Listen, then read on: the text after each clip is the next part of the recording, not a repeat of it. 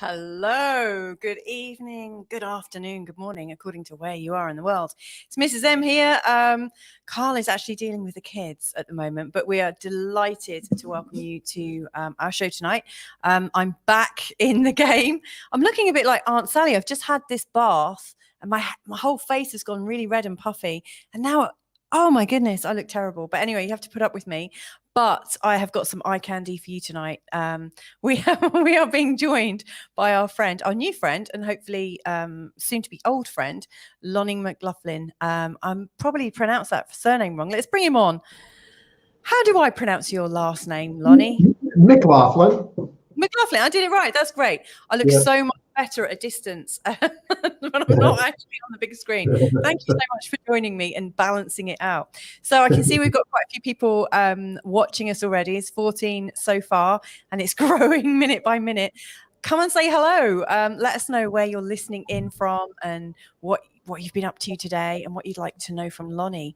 Before we get going, Lonny, tell us a bit about yourself. I know you've been you're a gumper, aren't you? You've been on the Good Morning Portugal show, chatting away. I am. Let's see. I first came across Good Morning Portugal back in March or so, and couldn't stop watching it. Given the time difference, I chose to watch it in my evenings on rebroadcast. So I watched most of my shows in the evening, and so that's why I got connected to Good Morning Portugal and Carl, and I've become an addict of Good Morning Portugal, and it's been a really great structure and support for me making my move to Portugal. It's a great transition. So. And you're here now as well, aren't you? I'm here. I'm in Porto now.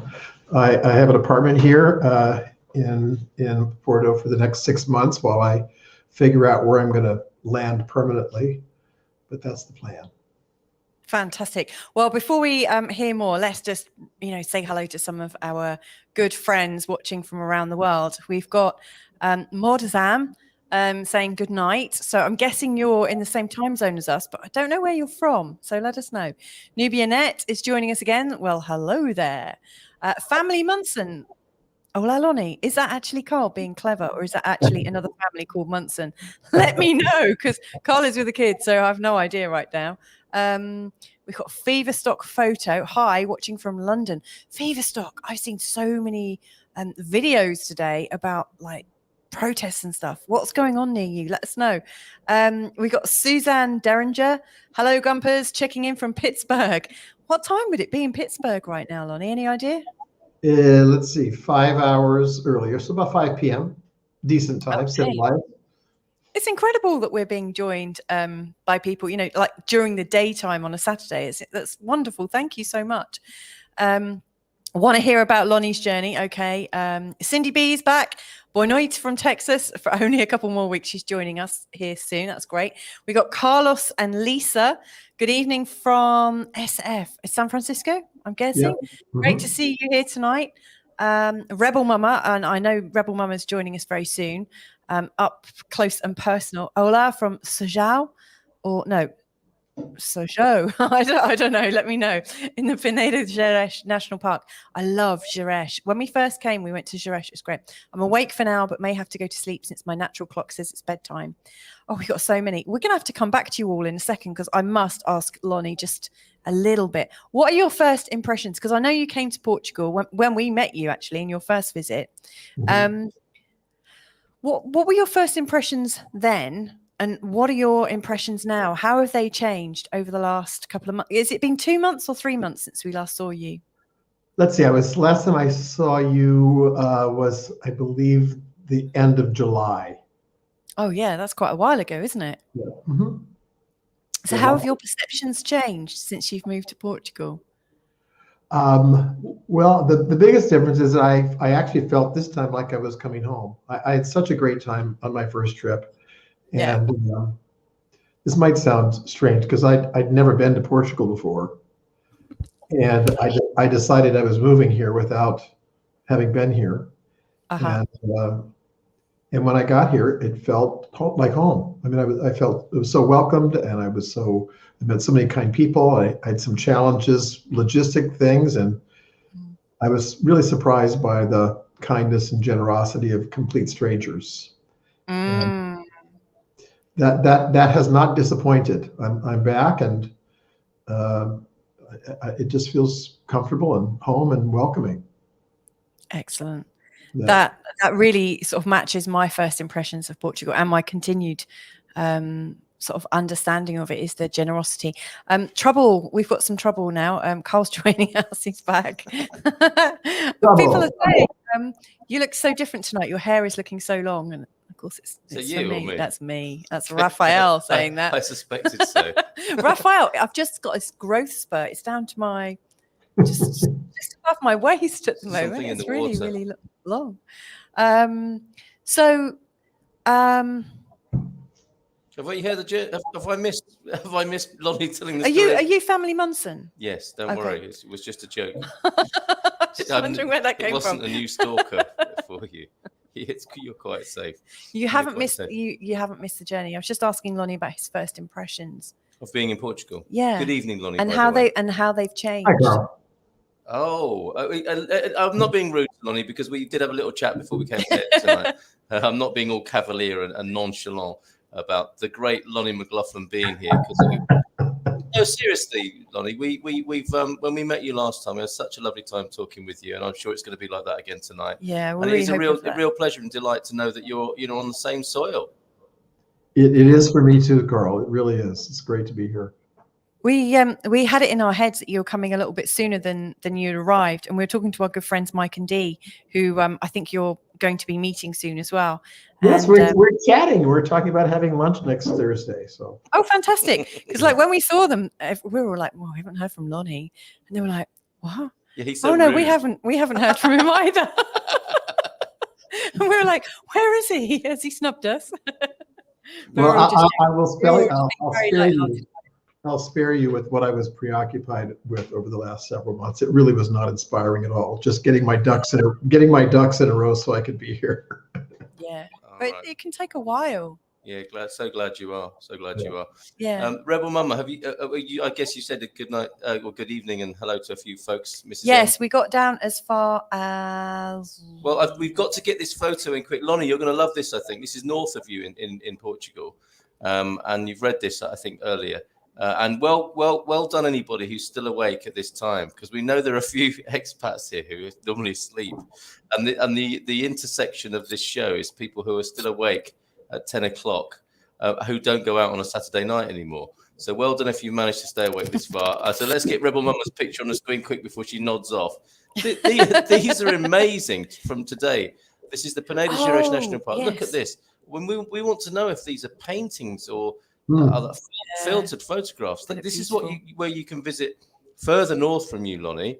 We came in when we arrived in Portugal. We came in through this magical part of the country, and this picture even more amazing. I think. Look at that. Wow.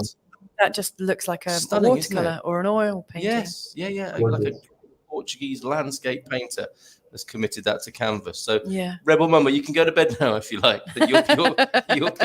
Your pictures have been immortalized.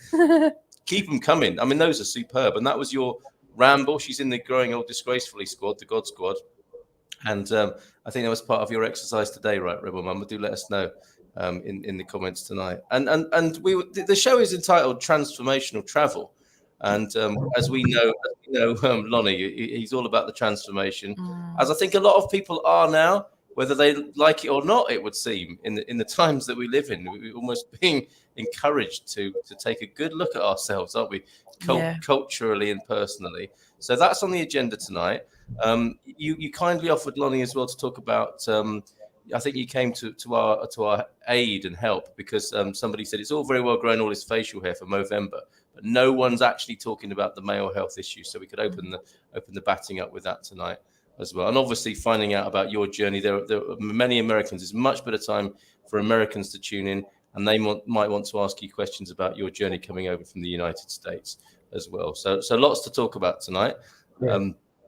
Transformational times. Would you agree? I do. I think the world is changing rapidly. Yeah, absolutely. And I mean, we've met. It sounded like you wanted to come in with something of a transformational nature there, but weren't quite sure whether to or not. Yeah, a little bit. Okay, all right. I know you so well. But it's early. We've got loads of time to Okay. start getting like deep You and want meaningful. to filter the atmosphere before you come out with some real Yeah, I need to test the heavy water a little stuff. bit. Yeah. Okay. Oh, look, have we seen this comment yet? No. Oh my goodness, that's my sister. Hello, sister. That's nice. Lovely to have you here. Where are you at the moment, Jen? Are you in Europe or are you back in the States? She's in Pennsylvania, back where I came from. She will be saying, you will be shouting that out, like answering your question. Pennsylvania. Because I mean, that's I think one of the most transformational things about being in a different country is like, you know, how do your relationships persist? You know, it's a huge thing because, you know, there's expat guilt potentials. You know, there's people who feel like they're being left behind and other people feeling like they're moving on, and it's a real balance. So well, that's certainly something, a recurring thing that we might want to talk about tonight. But why don't we kick off with this transformational idea with travel? We know it broadens the mind, and you know, lots of great benefits are known about traveling, and you know, getting away from it or having a change of scene, change is good as a rest, and all that sort of stuff. And then there is this. I think there is this other side of it that we're not afraid to talk about here with Expats Portugal and with Feelgood Portugal, about the chateau side, perhaps. And this is something that's come up. We've got lots of great friends in this conversation. Yeah. You know, Jim, who we spoke to some while ago. Jeff, happy birthday to Jeff, whose birthday is today as well. Jeff, who joined us a little while ago. But Jim joined us to talk about how the therapeutic community might come to the aid of people, expats, new expats in the country, who are struggling with some of those things that don't get talked about necessarily. So it's a lot of upside, isn't it, that gets talked about, obviously, from the people who are making money out of bringing you to a new country. They only really want to tell you about the upside, understandably. And then there's the things that we might struggle with or not be so aware of on the other side, like the thing you mentioned, the expat guilt. And the positioning, you know, what we're coming here for. Are we running away from something? As you know, let's face it, sometimes people might be. Or are we running towards something? Would you care to go through that distinction a little bit with us, Lonny, about whether it's away from something or embracing something? Well, I can speak for myself. You know, I've talked to lots of people who've moved here, and there's a whole range of reasons. My purpose for coming was to create. This is going to sound maybe kind of out there, but I'm at a point in my life that I want to create a new life. And I could think of no better way than to fulfill a lifelong dream of living in Europe. And nothing more bold than going to a country I'd never been to before, a language I don't speak, with no one that I know, and let's give it a go. Amazing.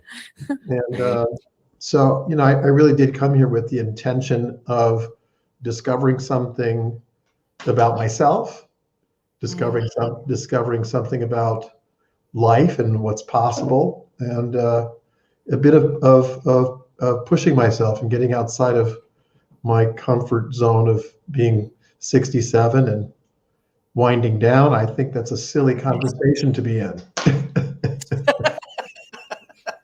I think there are a few gasps there. He's not 67. Yeah, I mean, did you hear me? My goodness, you. You don't appear to be 67 at all. I did recall hearing you and Carl chatting like before the show and talking about like a Father Christmas beard and stuff. But and it is very fitting for this time of year. But there's no way you're 67. Yeah, stop it. I know you just had your birthday and all that. When you were talking about like a new opportunity for yourself, one of the words that sort of like popped into my mind was kind of making yourself vulnerable. Like, I remember really clearly, like 4 years ago when Carl and I were here, we could barely even whisper our order in a bar because we felt so embarrassed that we didn't speak the language. And you know, with the sort of the fact that we're English, you know, we say sorry a lot and thank you a lot.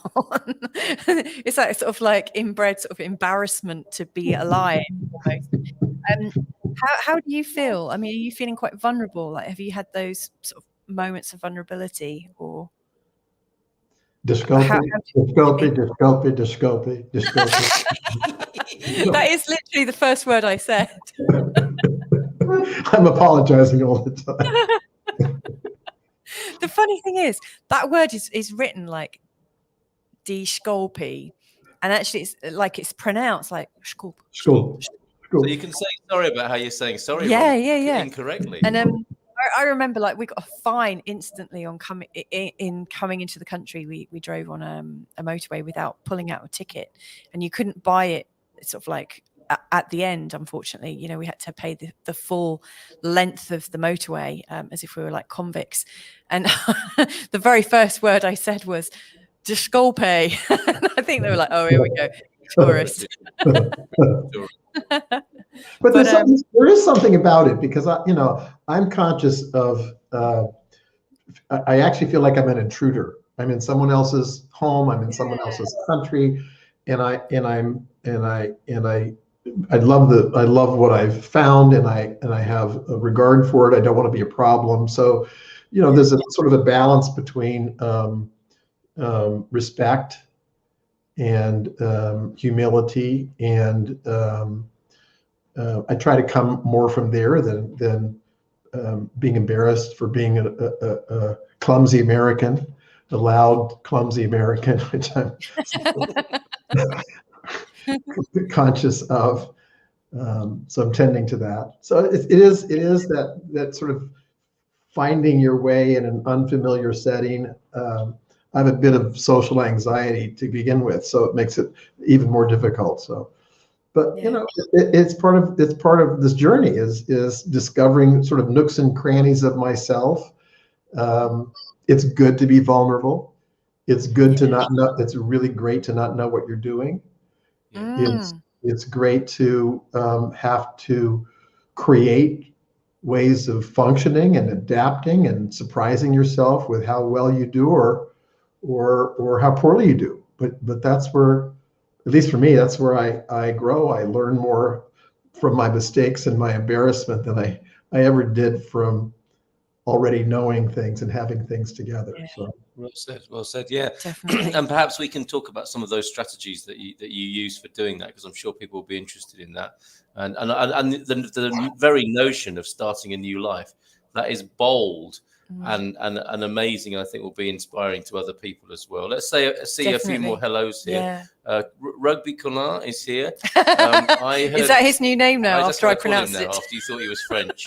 He's not French at all, but he is now Rugby Collar. I thought his name was Rugby Collar. Like it's obviously Rugby Colin. Yes.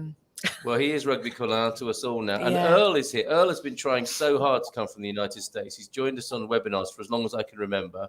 He was nearly here. Then he tested positive for COVID. Didn't feel at all poorly, but was tested positive, so he couldn't fly.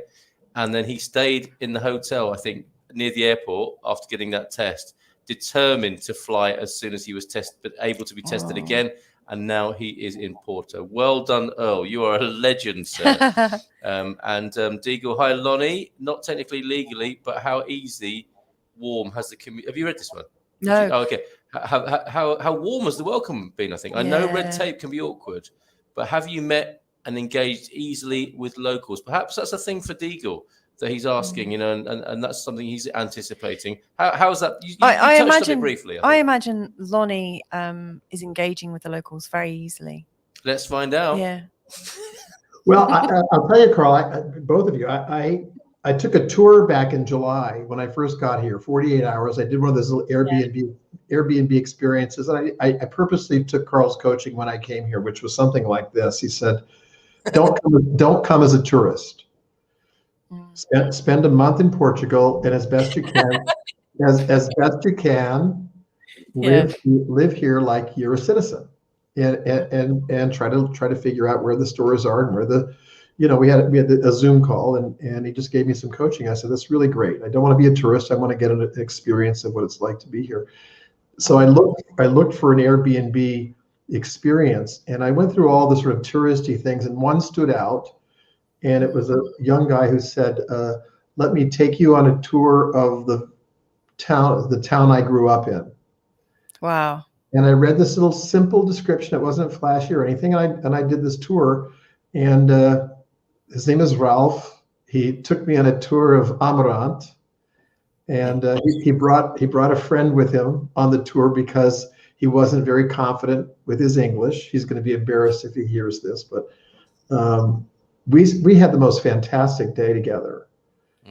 I mean, he showed me where he went to school. He drove me past his parents' home. He took me into a local wine store with someone that he knew.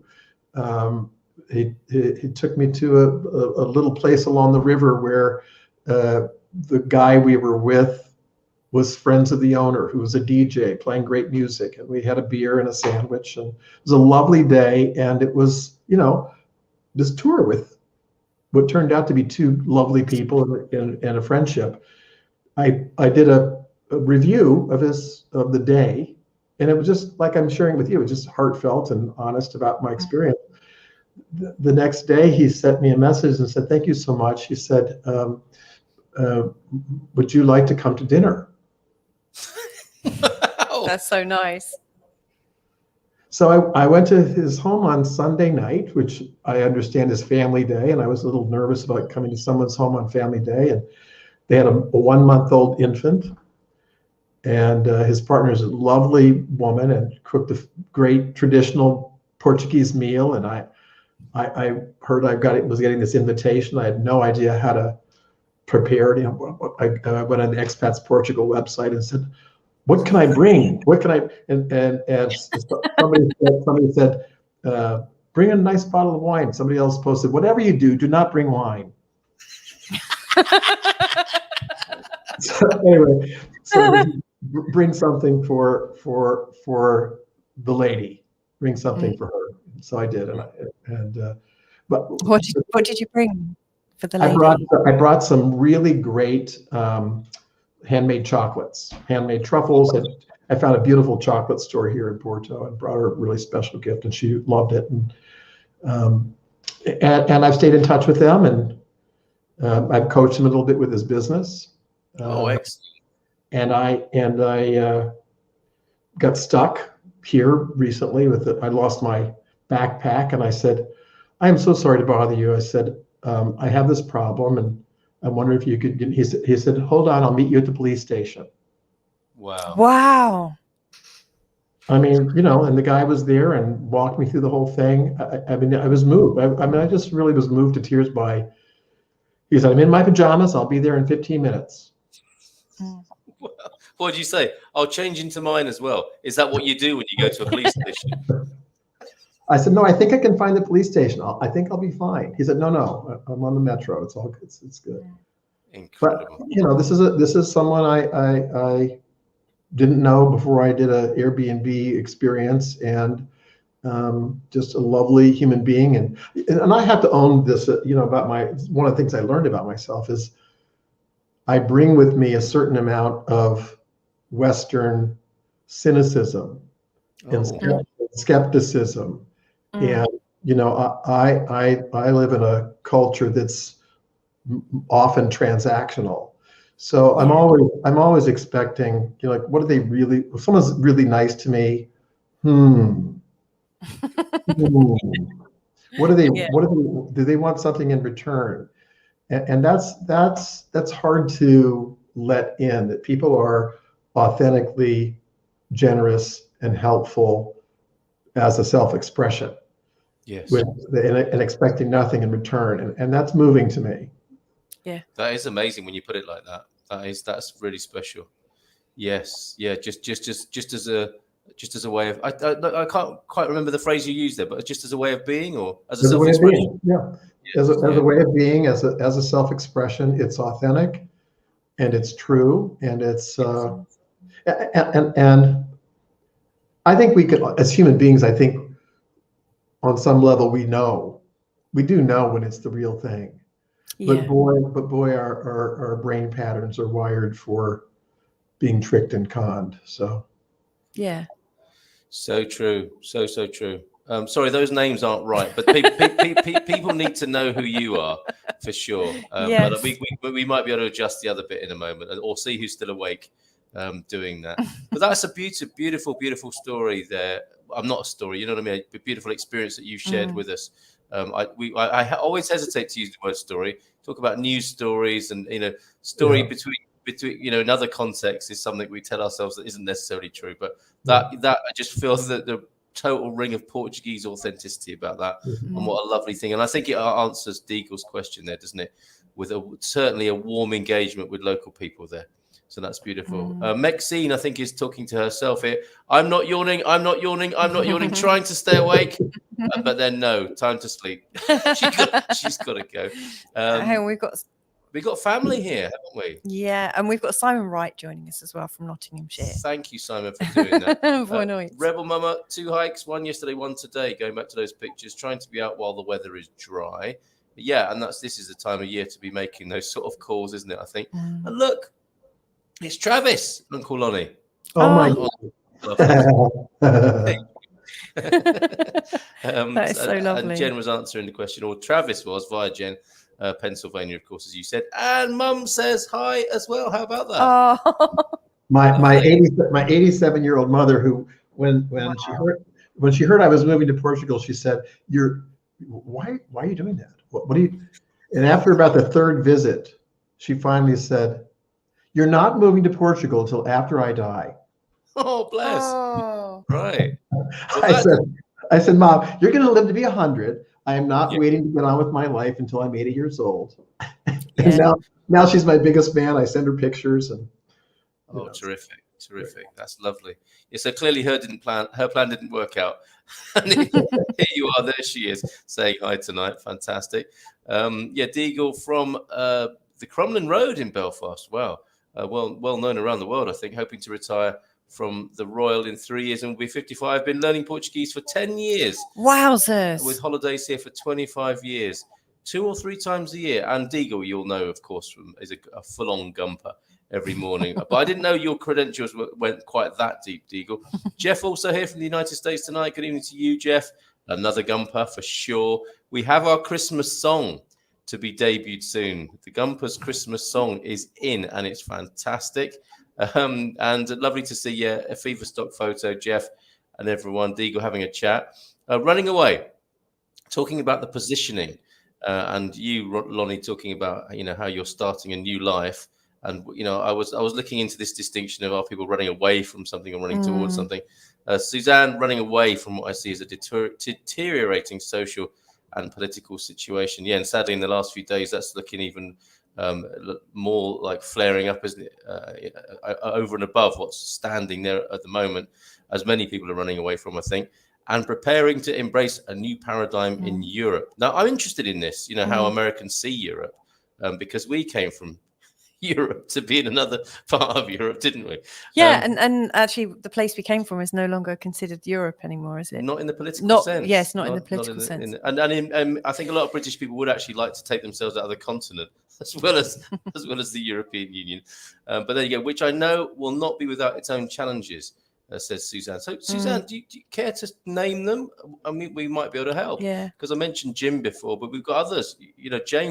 James Holly in the morning, a psychotherapist from California, very interested as well in this whole aspect of moving to Portugal as an expat and what might come up in that process. Well, also Lonny can give some advice on challenges as well. That's why he's here tonight. But there's a team. There's a community within this community of people who are interested in the touchy-feely side, some would call it, or the other side of becoming an expat. And I think I'm all for it.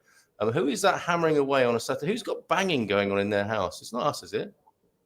Well, I know we don't. Because we're both here. Right. Not unless the kids are doing some DIY. The Glens of Gormley. Flecking freezing, 9 months of the year in Glengormley. Cold, snowy, frosty Glengormley, Maulusk area. So a bit of Irish talk going on there. I feel totally isolated in Finland, says Suze. Good evening to you, Suze. Another gumper from the morning. So grateful for this Portugal community. Few expats here, maybe none where I choose to live. Feel optimistic about more community in Portugal with and beyond God and GP. That's growing old disgracefully. She's not putting herself beyond God. Although some would in our community, wouldn't they? And the creature in the picture is Best Buddy Taxi. Good evening to Taxi as well tonight. So that's lovely. It's interesting. We're making quite a few connections with Scandinavia at the moment. We are, aren't we? Yeah. So very recently, Lonnie, we've met quite a few Americans who have moved over here who wanted to meet with Carl, and we've hung out with them and kind of welcomed them and everything, and also people from Scandinavia. This central Portugal, just Portugal in general, just seems to be a real hotbed for that activity. Scandinavian action.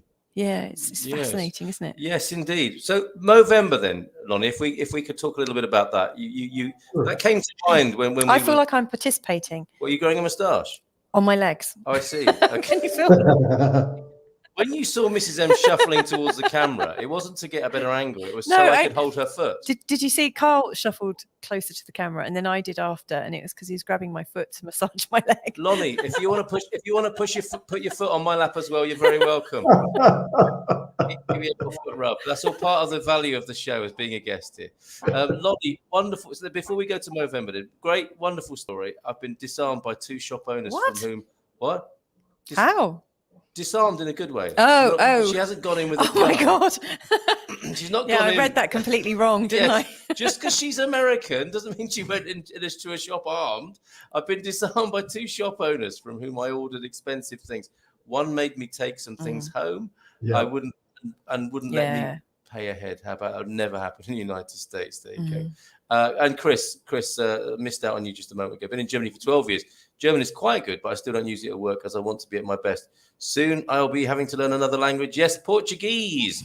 Very different, I would suggest, to the softness of Portuguese. Certainly in my experience from learning German at school, I'm enjoying learning Portuguese a whole lot more. Movember then. Have you engaged with this practice before, Lonnie, this whole growing a tash in November and the whole thing about male mental health? I've had conversations about male mental health, but the mustache thing has been going on for about 14 years. So way ahead of the curve.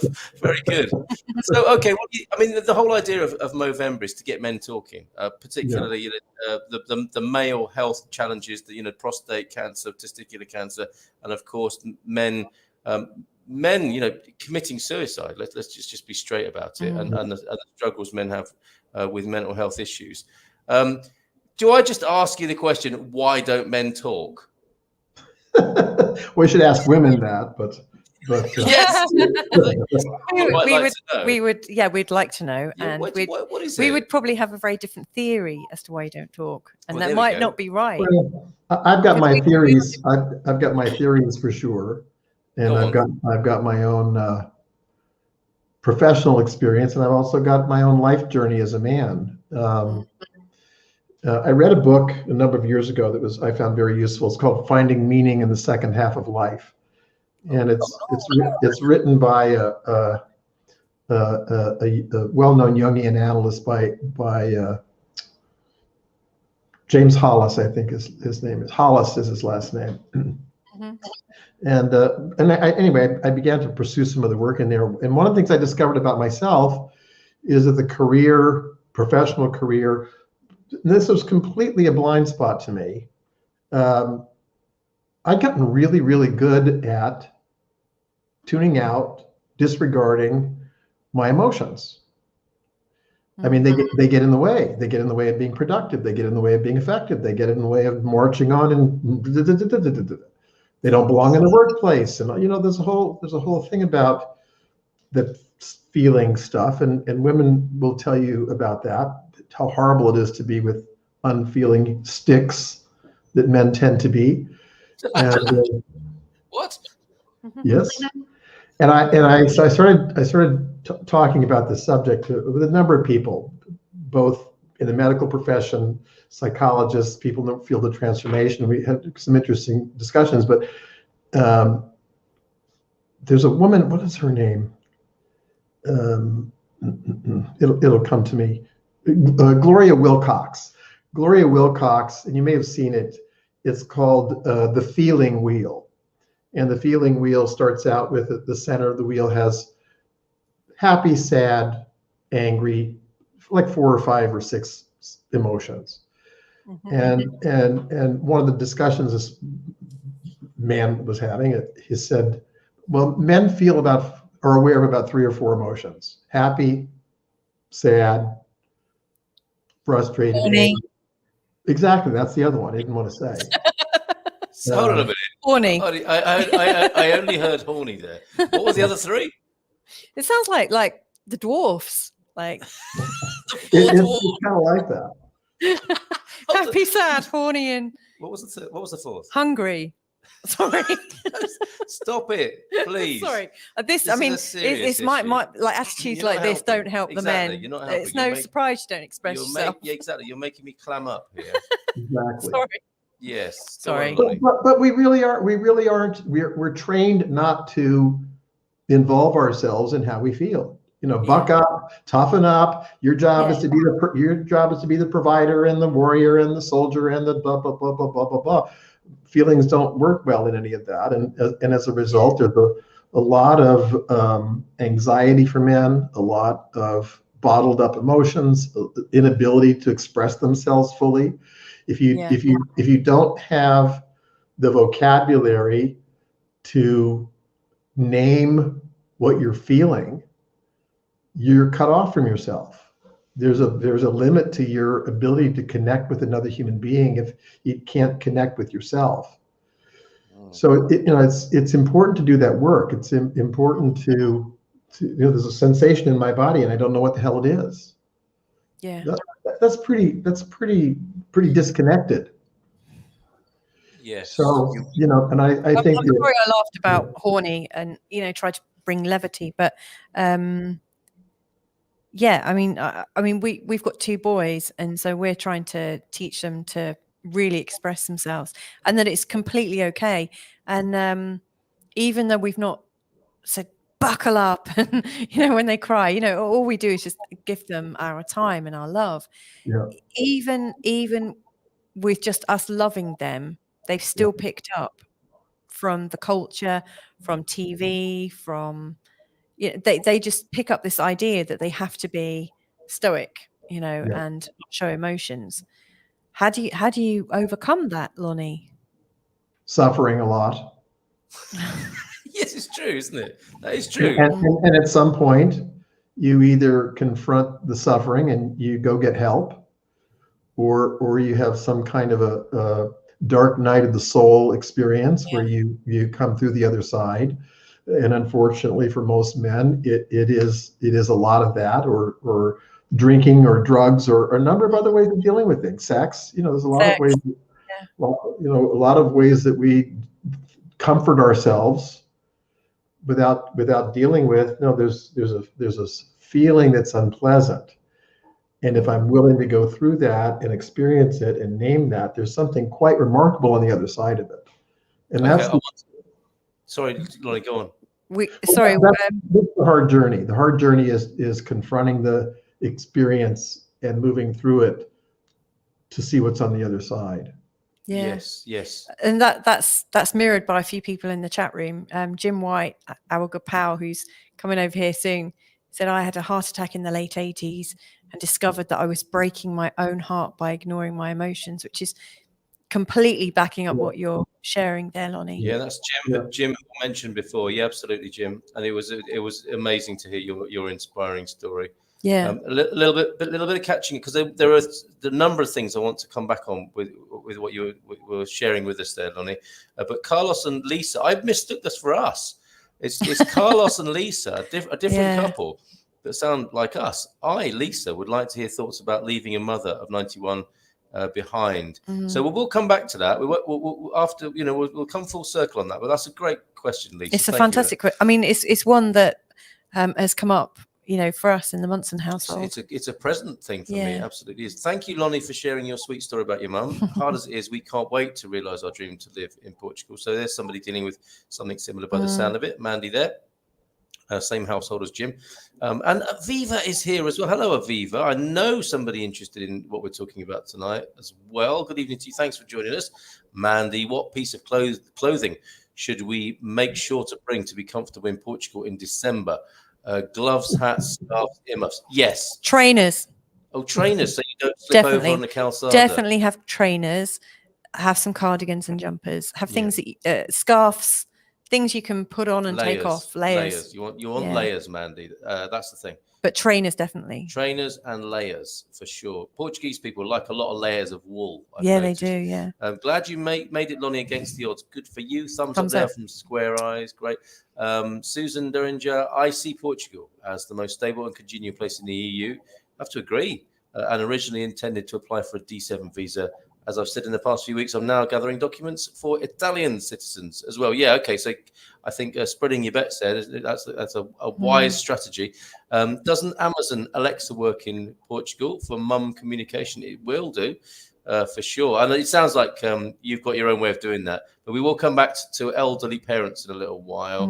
Ztrader, I heard that D7 approval is very slow now, should take 6 months or more. Not necessarily, depends on the consulate, depends on, it's a number of things at work in this process. So, and also what kind of state you're in as well, because I was only thinking about this the other day, because we met a young mum in a park, and it totally reminded me that when I was pregnant, you get pushed to the front of every queue. So like I see, even for Seth. Yeah. Okay. All right. Yeah. Every single time. Yeah. You are like, that's why we got our driving licenses changed really quickly, because I was pregnant. Oh, was it? Yeah. I hadn't made that connection. Okay. Yeah. So like, if you're seen to be pregnant with a disability or of a certain age, then you will get pushed forwards. Or also if you've got small children, like children under the age of 3. Who are shouting and screaming. Yeah. You can borrow our kids for that. But so Ztrader, yeah, I think it does. I mean, that can happen. And we hear of this in India, for example. It's very difficult at the moment, but it's still happening for some cases. We love to work with EI who get good results on this, and they're only slowed down by the delays at the other end with CEF and consulates and so on. But that's more of a Monday morning thing, Ztrader. Join us for that, or speak up in the forum about those sorts of issues. We're hanging out, having fun, talking about serious things tonight on Feelgood Portugal. Deborah Davies is joining us, just back from spending 48 hours in the UK. Can't tell you how pleased I am to be back in Portugal. Deborah, share with us why. Yeah. How was it in the UK? I'm really curious, because I'm hearing so much from family and friends. I'd love to hear. Hoping to move to Lisbon by 2025. Good thing is I have EU citizenship, which I hear makes things a bit easier. It does. Absolutely makes things easier. You might want to do it. You might want to do it before then, even.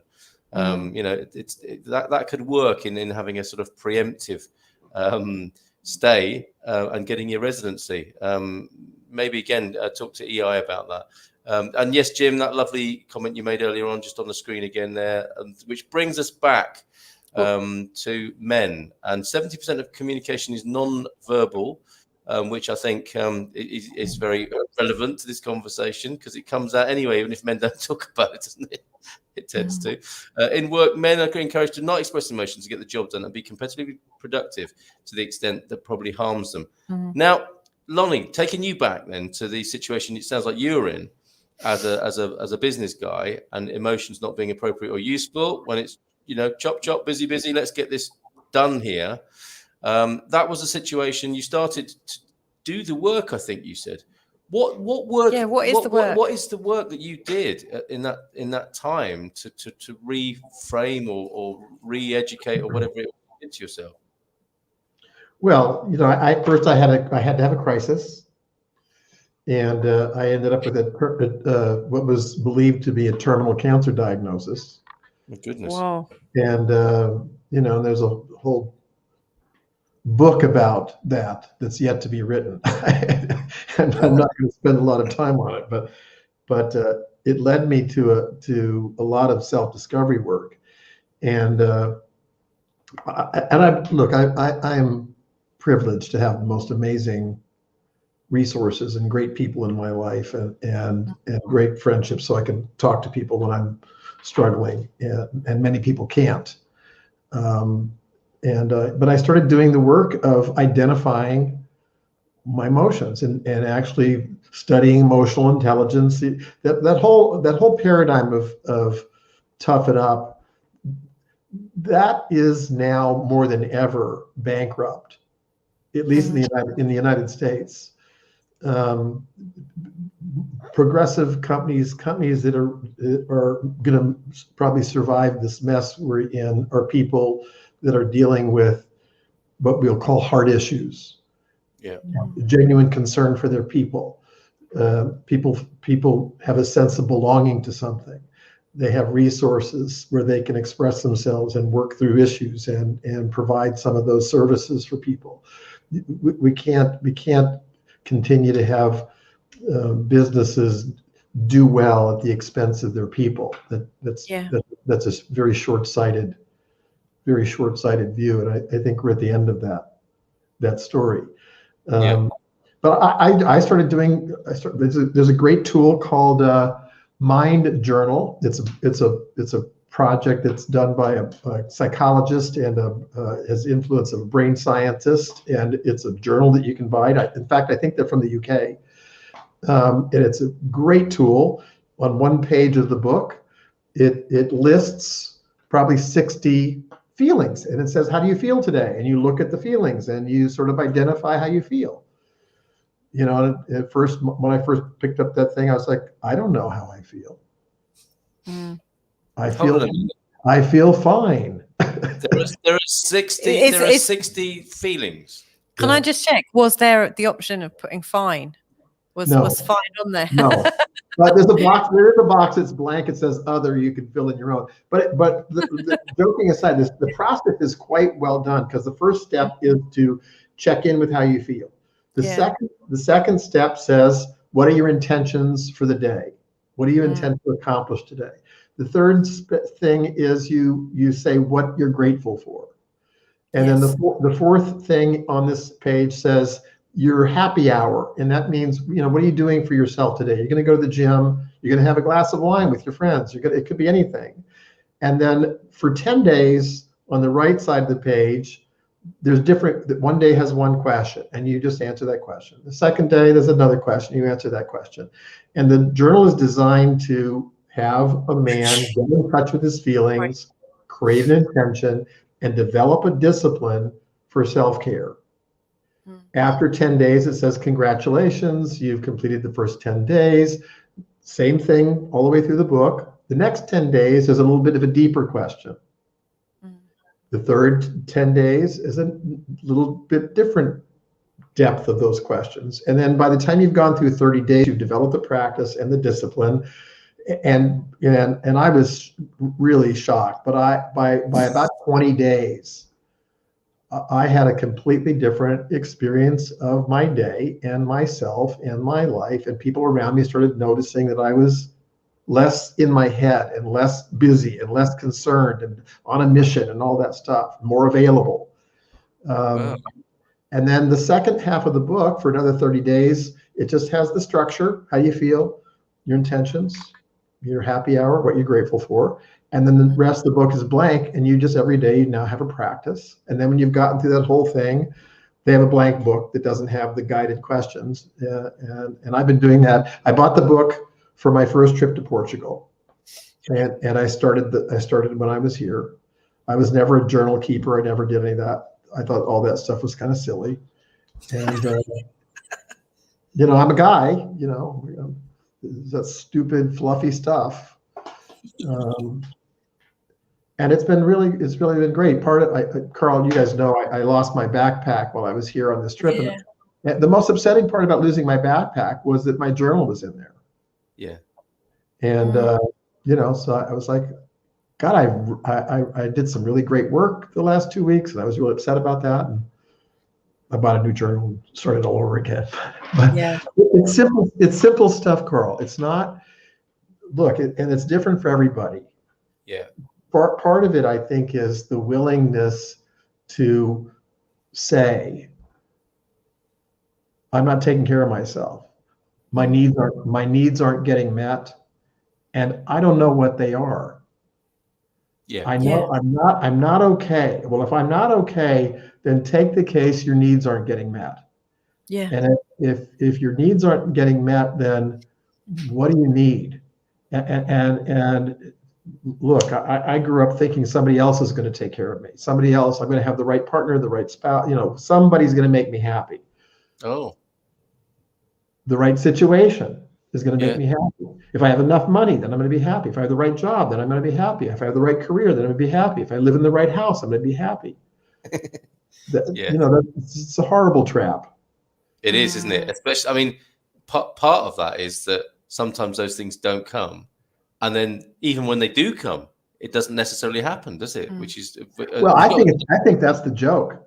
You know, as long as the stuff doesn't come, you at least have hope. Yes. Yeah. But when the stuff comes and you've got the same crap. Yes. You know, you guys know I did a lot of personal development courses and programs. I led programs for over 80,000 people all over the world, and I've had some of the most amazing, well-known, famous, successful people say very much this. You know, I've accomplished everything I ever dreamed of having, everything I've ever wanted, and I'm more miserable than I've ever been. Yeah. Yes, I mean that's profound, and can only, I mean, that's the lot of us human beings, though, isn't it? Is that we can only find that out by finding it out. Because when that person says that, because there's that great film, isn't there, about the guy who made the movies with Jim Carrey, the early films that Jim Carrey made, the director of those films, and he had a cycling accident, I think, where his life was turned upside down. What's his name? And he said exactly the same thing. But and Jim Carrey's the same, isn't he? Jim Carrey's been on record saying, you know, all this money and fame hasn't really helped. But no one believes it, do they? No, everyone wants to try that first before they can agree with Jim or the other fella. Well, it seems easier to go out here looking for something that's going to make you happy than to actually confront that you had it all along. Yeah. You have everything. Wow. You have everything you need. Yes. And that's a hard lesson. That's a hard lesson in the world that we're in, where everybody's selling you something else that's going to make you happy. Yeah. Okay. Well, I still don't know what all four were. So is it happy, sad, angry, and sexual? Was it? Let me look. I'm gonna look. That's my guess. That's my guess. Well, you're finding that. Let me see. There's sad, mad, scared, joyful, peaceful. And I can't read because my eyes are not good. I can't see. It is like the Seven Dwarfs. But it's very basic stuff. It's what you feel. But then if you radiate out past those 6 original things, like for example, mad. Well, there's degrees of mad. There's hurt. There's angry. There's hurtful. There's critical. There's hostile.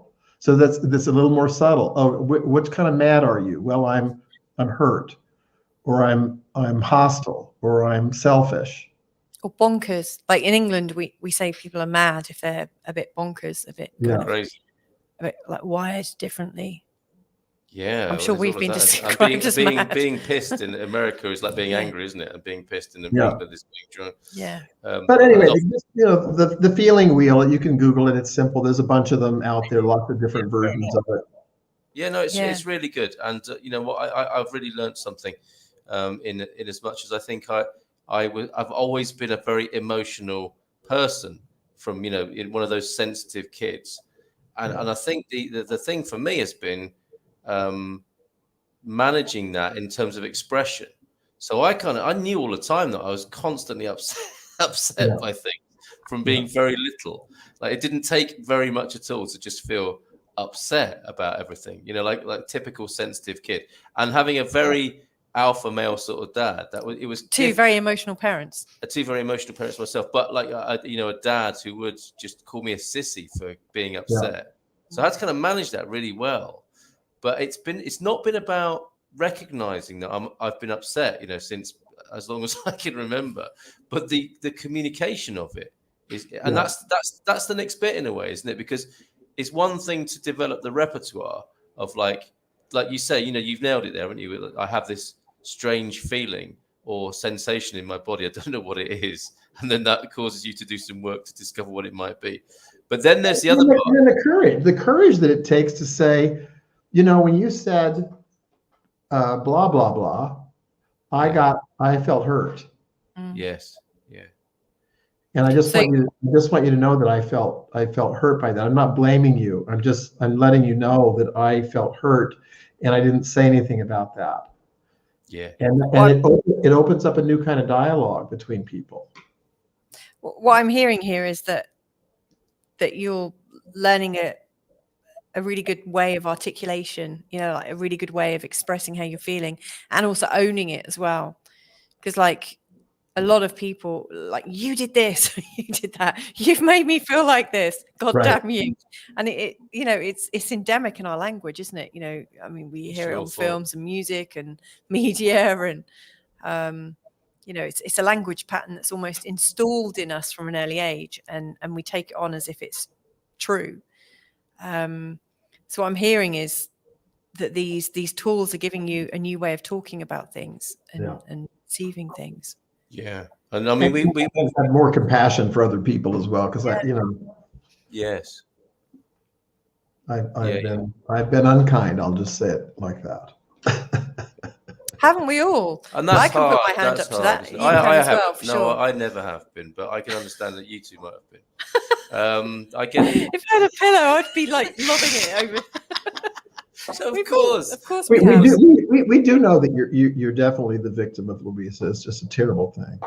It is. And this is every Saturday night. It's like a cry for help, isn't it? We're here together on the screen. Okay, joking, everybody. Anyone who's not used to this sense of humor here, that is a joke. No need to.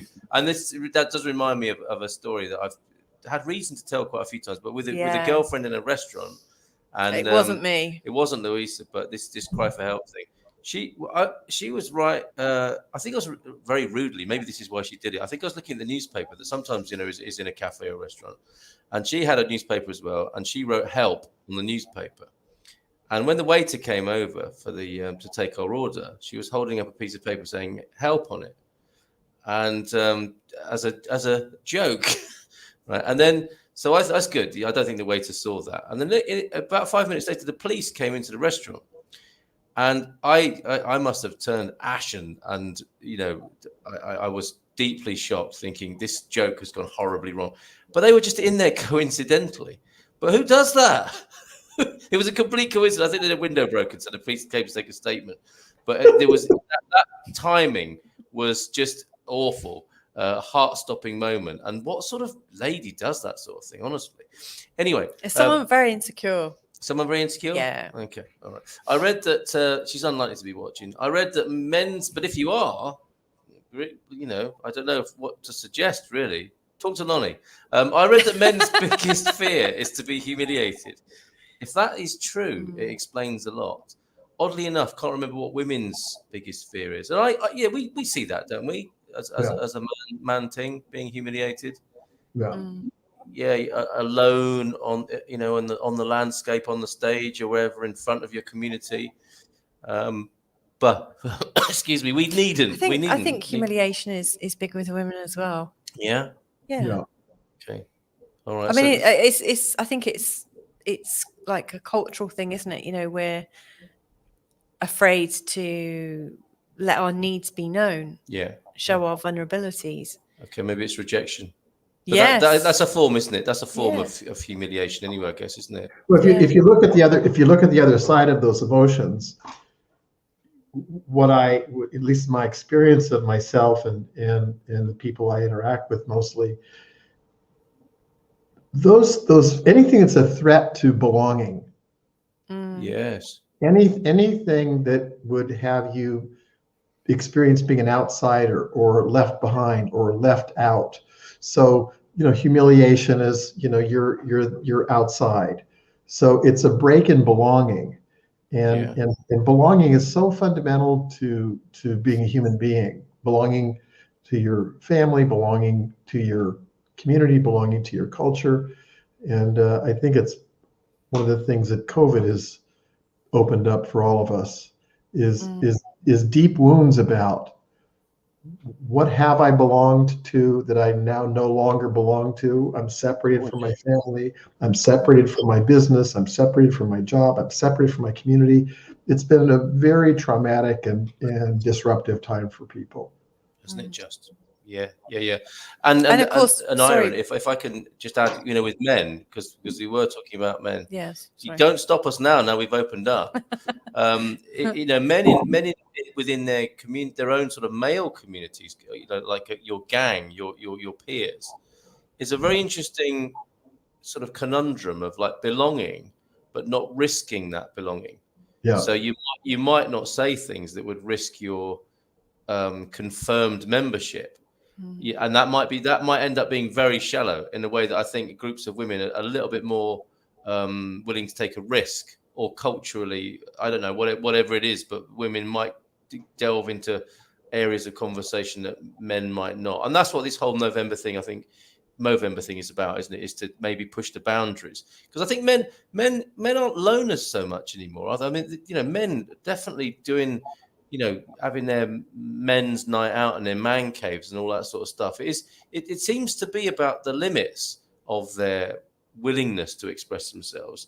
And Carl, don't you think that if you look at the man cave idea, for example, or a pub or a bar room or a gym, you look at the places where men collect, yes, and if you just listen to the conversations that people are having, there's no connection at all. There's a feigned, agreed upon kind of BS. We'll talk about sports because that's safe.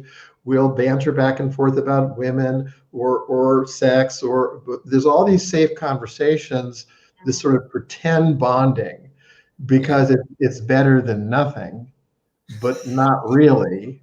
And then you walk away, just as empty as you were when you went there, or now empty and drunk. Yeah. What a grim picture. Shout out. And my favorite thing to do in that situation is just to shout out a random loud noise. He actually does that. But that's not very helpful, is it? It's not doesn't give much away as to where my emotional state is. No, I tell you what, we've got some really beautiful comments. Come on, let's do them in order though. Don't, because you come in here and you read up random comments and I feel like I'm missing somebody's precious comment. What do you mean? I come in it. I was here right at the start. All right. And then you came in here. No, I mean in the and way. went I mean in the up and down. Help, Lonny. I'm gonna. I don't even know where to start because you've upset you. No, because you've gone up and down. No, I haven't. I think we're looking at slightly different. It's typical. We want the same thing here, but we're going a different way about it. Therein lies the rub. On the news recently, 10-second hug is the best. I would do that to you now. Oh my God, that's hours ago. Yeah, but we didn't read it out, did we? We didn't read it out. We that's what I mean. Sorry. I'm looking to take my folks with me to Portugal. It'll be like herding frogs. There's a solution. If you can master expressing one emotion, happiness, it becomes easier to express others. Interesting, Carlos and Lisa. Mastery, self-mastery. Merino wool is great. That's going to be good for the winter comments, I think. There, men are more confused than ever, says Aviva, at least in the US, as to what is acceptable and how to navigate the emotional landscape. Yeah. Deagle, question to Lonny. Do you use any Portuguese language, verbal reading, or do you get by in English? Just a quickie there. I get by in English. I really do. I say I've got my Desculpe no falo Português, preface to most everything I say, but people are kind. Okay. And people also want to practice their English. Yeah. They do like the opportunity. Yeah.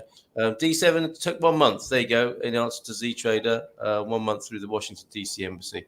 6 months. Ztrader does sound a long time. Even with all that's. Well, I think they're probably talking about the preparation. Yes, but when you get all your papers in, it took me 4 weeks from it took 4 weeks from the New York consulate. Yeah.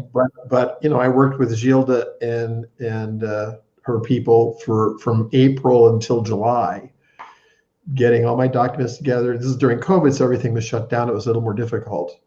Yeah. But there's getting the documents and all that stuff ahead of time. All right, Ztrader. Gilda is the leading light of EI in our business directory there. This is interesting. This is an angel, did you say? They're angels. Those women are those women really are angels. no male mental health problems there. It's a company of 22 women, I think. Now that must bring its own challenges, but there's no awkward fellas in that place of work. My male clients say they don't get the support from their women when they do share. Now that would come as a real, that's a secondary thing, isn't it? Is maybe in partners being able to handle the new way. Because I mean, it must come as a shock, mustn't it? I want to open up with you. It's a weird one because like Carl and I keep looking over the desk, and as I look at him, it looks like I'm looking away. She's not. I'm really not. I'm looking at him. But I mean, you would probably say that about me sometimes, wouldn't you? That I'm not that supportive, and I would say you're looking at me. Okay. And I would say the same to you sometimes. I think sometimes, you know, when you're very close. Yeah, but you put much higher expectations on each other. Yeah, I think this is probably perhaps at the beginning of a man changing his style, because we're not averse, or you're not averse to saying to me, I don't think you're listening to me. Yeah. It's not like you have to complain to somebody else about that. You can complain. No. You can get my complaints book out and put that and register that straight away directly with me. The problem. I'd love your complaints book. And then no, you can't have it. But this is I don't know if you've seen this, Lonny. This is a thing in Portugal. In Portugal, they have complaints books everywhere. Yeah, the Livro de Reclamações, and so that it's the complaints book. You can ask for it if ever you're in need, you know, of wanting to escalate a situation. But I think if and this is an important point, I think, because if a man is making this first move out of character, you know, he's been inspired by Movember to suddenly own some stuff and say, look, I'm just going around raging. I don't know what it is. I think it's sexiness, you know, horniness. I think I'm getting hurt. I'm angry. I can't distinguish this thing. I just want to talk to you about it. And if the woman is shocked or unused to that, and she might just say, like, man up, or talk to your buddies about it or something like that. Isn't that because we just listen in different ways? I mean, I know, and Lonny, I know you'll know this, because I'm sure you've heard people say this to you as a coach, but like, for instance, sometimes if I confide in Carl, I'm not looking for a solution. I'm just looking for empathy. And he goes straight to solution. He doesn't even listen to the whole thing when I tell him, because like all he's looking for, he's programmed to look for the solution. And so halfway through me explaining something, he's already boom, boom, boom. And I'm like, you're not listening to me. And then I feel like, oh, God, he really doesn't get me. But I think it's a male-female difference, isn't it? And likewise, you know, when he's like talking about his problems, I'm listening to them as a female. And we have very, very different languages, don't we? Yeah, I want a solution. I'm not sure if you do, actually. I don't want a there, or, you know, or can I make you a cup of tea? Actually, I do want that. Let's have a nice cuppa. That's how all British problem solving should begin. I think our most useful conversations, like when either of us say we've got a problem, is when the other says, okay, what are you looking for from me right now? And then that gives us the invitation to help the other person in the way that they want to be helped. But culturally, we're very different, aren't we? Well, I think there's certain code. I think there's certain language that you can set yourself up for success. Certain things, like as an example, last night somebody called me for something, and very upset. They were being blackmailed by some internet thing. It was very upsetting. And I immediately did the thing that you said about Carl. I went to fixing it, because men are supposed to, men are supposed to be the mechanics of life, and we're supposed to get everything to work for everybody and fix everything. Can I just check with every woman that's listening, is that the thing that you want, or the thing that you absolutely hate when your men fix you? That's just disgusting. Out. It's so disgusting. It's so arrogant on our part to think that we have your answer, when in fact what you came to for us was help, whether it's a male or female. The thing that happened last night that was really great, because the person was a man, but he said to me, "That's not helping me." Wow. Wow. And I stopped, because all I want to do is help people. Mm. And when That's he said brilliant. that's not helping me, boy, that's a new tool for me. So That's great. now you hear the code word, that's not helping me. Then I can stop and I can look and I could even ask, what do you need? Yeah. I don't know what I need, but don't fix me. I just need to be heard. I just need somebody to be with me while I process this out loud. I'm hurting. Yeah. So that was a new lesson. That was a new one. And came from being an idiot. No, that's amazing. That's lovely. Yeah. Thank you for sharing that. Thank you. Yeah. And I need to check with you. I mean, we're an hour and 11 minutes into the show. Not once have I checked if you're happy to be going this long with us. And so I'm doing that now. Are you happy to go into a second hour and keep talking? Carl, you forgot that I led programs that lasted 18 hours a day. So I'm Of course I did. Okay, you're not going. You just like man up, Lonny, and stay for the duration. Okay. Well, when you've had enough of me, send me on my way. Oh, bless you. What we haven't actually mentioned so far to the audience listening tonight is that you two have something in common, don't you? Apart from your fixing people and chromosomes, it's like you have a form of coaching between you, don't you? Yeah, we both, Carl and I, participated in transformational programs. Carl's case 20 some years ago, and I was so struck by the Good Morning Portugal show and what Carl was bringing together, this sense of community and the inclusion, back to that belonging thing. Carl, one of the things that you've done so well, and I've said this to you, is that people belong, and people belong to you. They belong to Expats Portugal. They belong to Good Morning America, Good Morning Portugal. One day.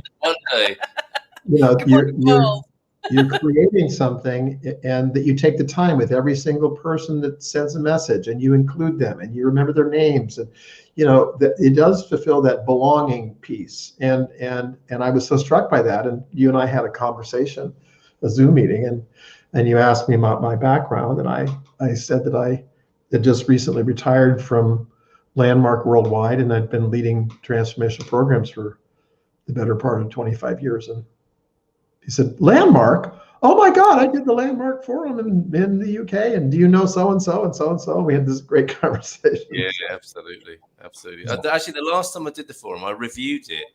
And that must have been about probably getting on for 15 years ago.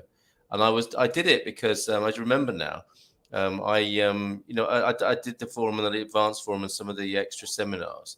And I was working in a project that was quite a weird sort of project. And this guy came along who was quite extraordinary gentleman. And I discovered he was a Landmark Forum leader of some, he was certainly in the sort of more advanced echelons of leading and facilitating.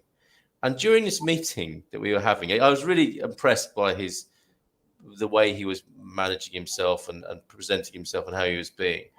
And it was really quite a long and boring meeting. And he sent me a text message, because I think we'd swapped phone numbers or something to continue the conversation.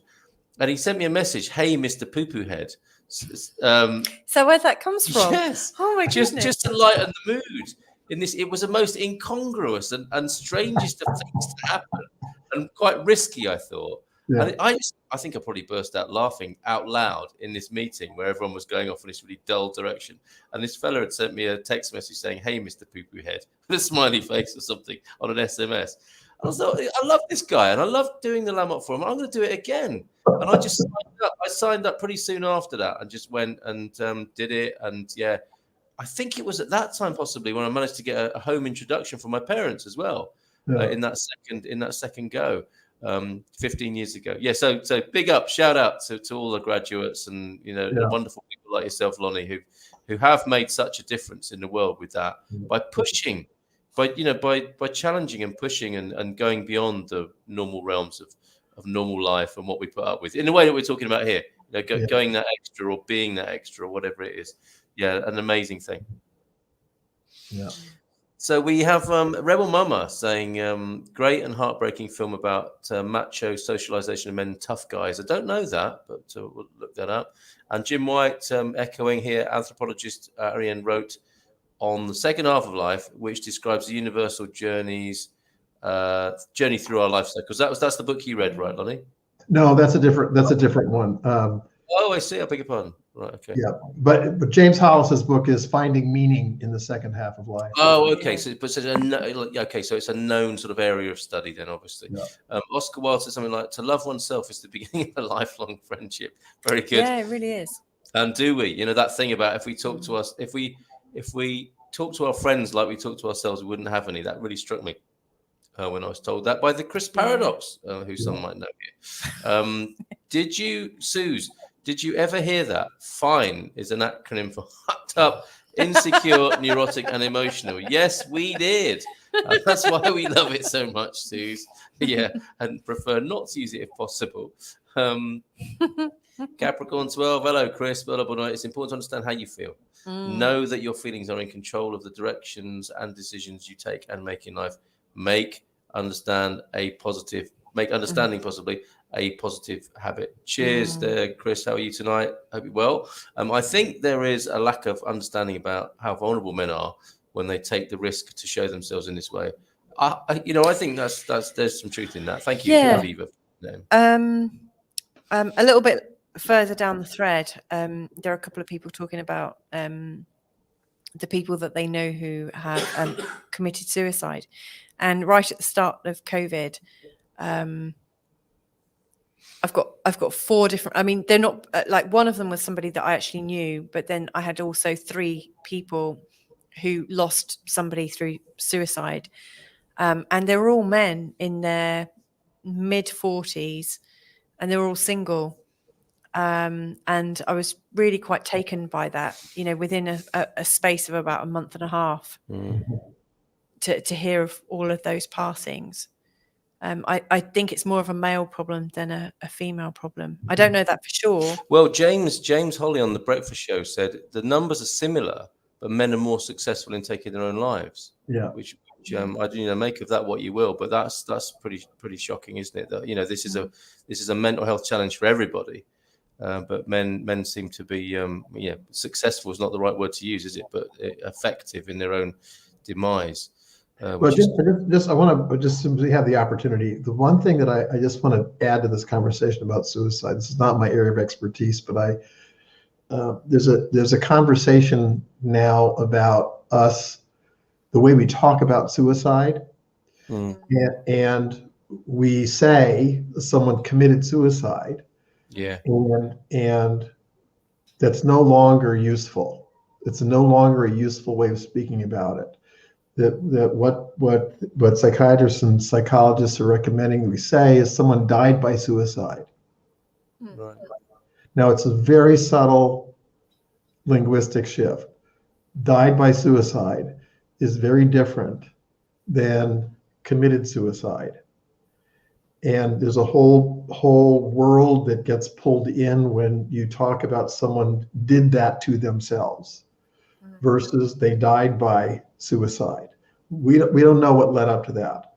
We certainly don't know truly for the person the level of awareness that was happening when they did it. We don't know. And it pulls in all kinds of commentary about it. So I want to educate all of us, because I was recently schooled about that. Yeah, fair enough. Well, it says someone died by suicide. Yeah, I imagine that a lot of people who we hear about dying by suicide it happens through like sadness and through almost like coming up against, coming to a point where we just don't know how we can continue. And I also know people who have just lost interest in life as well. And I'm aware of many people actually who've lost interest in life and who believe that we are eternal beings. And actually I know of people who talk quite favorably about dying through suicide, with the ideas of just freeing themselves. Like they're very non-attached to their reality right now. And so a very, very different sort of kettle of fish, one where it's like maybe to escape the feeling of sadness and actually feeling like you can't go on, to actually feeling really empowered and kind of blessed to be able to take a choice or make a choice. So I can see why there might be that distinction. Yeah, there's a whole range. Yeah, there's people in hospice. There's a whole range of what has someone end their life.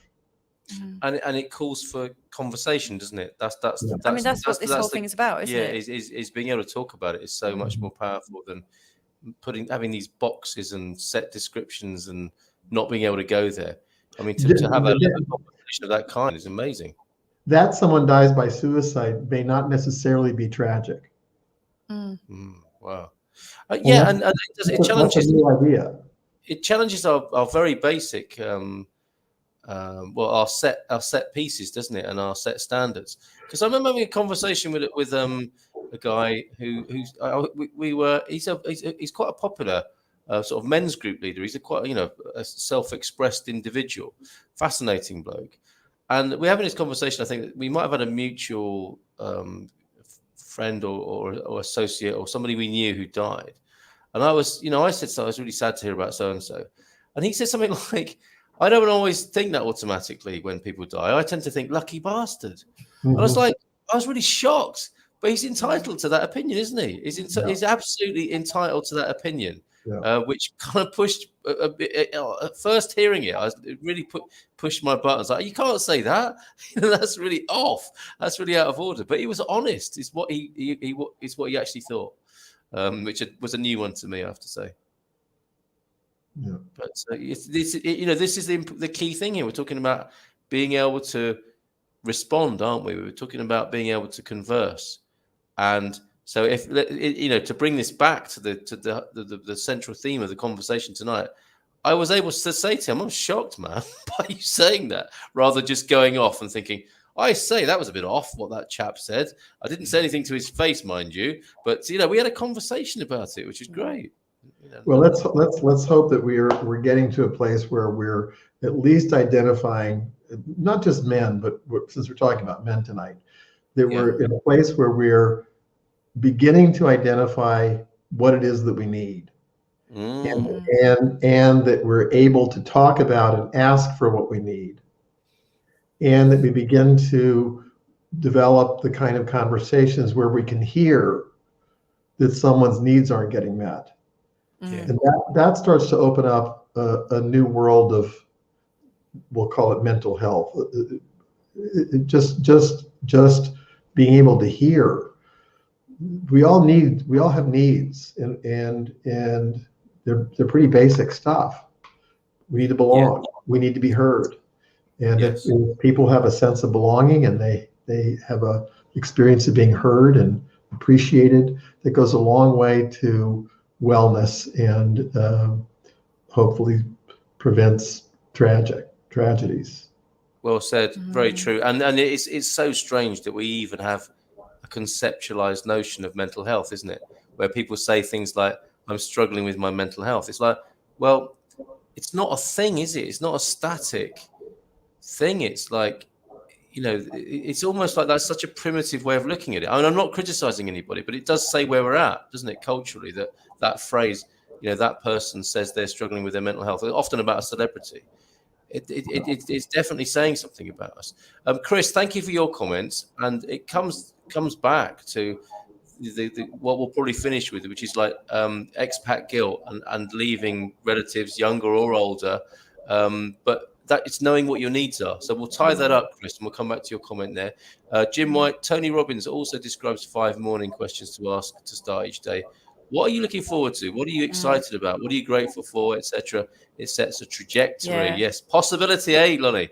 I like to remember that some of the best writers of poems and songs with their emotional experience or longings are men. Interesting, yeah.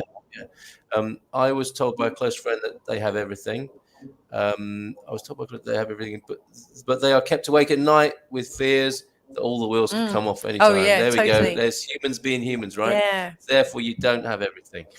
Yes. That's true, isn't it? Yes. When my life is going absolutely perfect, like when I reach these pinnacles of delightful emotion, that's when I go into massive fear of losing it all. Like about 2 days or 3 days before we got married, I was full of this feeling of almost like exaltation. I just felt so blessed to be marrying Carl. And then all of a sudden came this massive panic attack that lasted for about a day and a half. And with each of my children, and any great, like, well, if we go out for a day out and we all feel fantastic, I come home and then I worry that I'm never going to see them all again. Yeah. Rather than just thinking, wow, what a fantastic day we've just had. Which I try to fix, of course. Yeah, you do. I had that happen on my birthday. I created this incredible birthday trip. I timed my starting my new life in Portugal with my birthday. It was also 10 years of celebrating being cancer free, and I had so much put into this birthday, right? And I had spent the day with a photographer and learned some new things about photography, and had great food. And someone told me about this special place where the Portuguese go that's not a tourist place for fado, and I love fado music. So I had just this amazing day, and I was moved to tears many times during the day. Beautiful. The next day, I lost my backpack. Well, the miracle of my birthday is completely gone because, I have this tragedy called I lost my backpack. Yeah. But at the end of the day, I sort of subconsciously, I said to a friend, I just think I just blew it up. It was just too good. It was just, life was so great. I just had to pull the plug on it. I lost my backpack. Yeah, amazing. It's like, if it's not God, it's yourself. Deagle, sadly, I live in northern Belfast. 1/5 of the killings incidents took place in 1 square mile, and now North Belfast has the highest suicide rate in Northern Ireland. It's so tragic to hear, Deagle. I don't know what to say. I seriously don't think that heterosexual men want to hear what's going on with their partners. It gets used against you and thrown back in your face. Yeah. Well, it could do, couldn't it? But then, then there's your second go, isn't there? Of saying, I told you that, and we've done this. I think I said that to you. What's that? To share that something serious to me, and now you're using it against me. Can you see that you're doing it? I think we've done that, haven't we? Someone else. He does sometimes bring up stories of past girlfriends and wives. No, hold on a minute. No, this is a particular thing here. This is the men's worry that what they say might get used against them. And I think I have said that. I think I've stood my ground when that's happened. Yeah. Not because you're a bad person or anything like that, but that's where we go to sometimes, isn't it? In a desperate situation, which sometimes a marital conflict feels like. Because again, it's rejection, it's humiliation, and I have been brave enough to say that. Is actually I told you that in a moment of vulnerability, and could you not use it against me now? And you've been gracious enough to say, yeah, I see that. Yeah, that's great. I think square eyes. That's what you got to do, and that's not what you've got to do. There's a serving suggestion. There's a serving suggestion for you. The other resource is a great resource. They're just brilliant. The Gottmans, husband and wife. They're both psychologists, and their entire 30 years of marriage and career is couples research. Yeah, and they happen to be married. And there's YouTube videos with them, but what's brilliant about their work is that they have tons and tons of research to back up. This isn't just somebody's good ideas. This is scientific, structured tools for what to say and how to say things so that it's safe for someone to fully express themselves and connect deeply. And there's a whole system that the Gottmans use that make it really safe to be vulnerable. They're brilliant. So, the certain agreements that we have with one another, never, ever to make fun of or misuse something that's shared from that place. It just, that's intentionally hurtful. Yeah, but Lonny, I mean, sometimes it doesn't go well. this is also life, isn't it? That's right. Sometimes it might not be okay, and people might be hurtful. And there's something to say about the context, isn't there, with this, is that not every prepared move in a conversation of this kind is going to work out. But if you know you've got the long-term context to try again, that's very different to thinking, you know, like, pardon my French, but it's shit or bust. If it doesn't work in this moment, I'm done for. Yeah. You Or need to be able to say, hey, we're in trouble here. Let's take a break. We're in trouble here. This doesn't feel good to either of us. Let's stop for a bit. Wow. When Carl and I first got together, we like our relationship would appear from the outside to have been very rushed. Like we got like I became.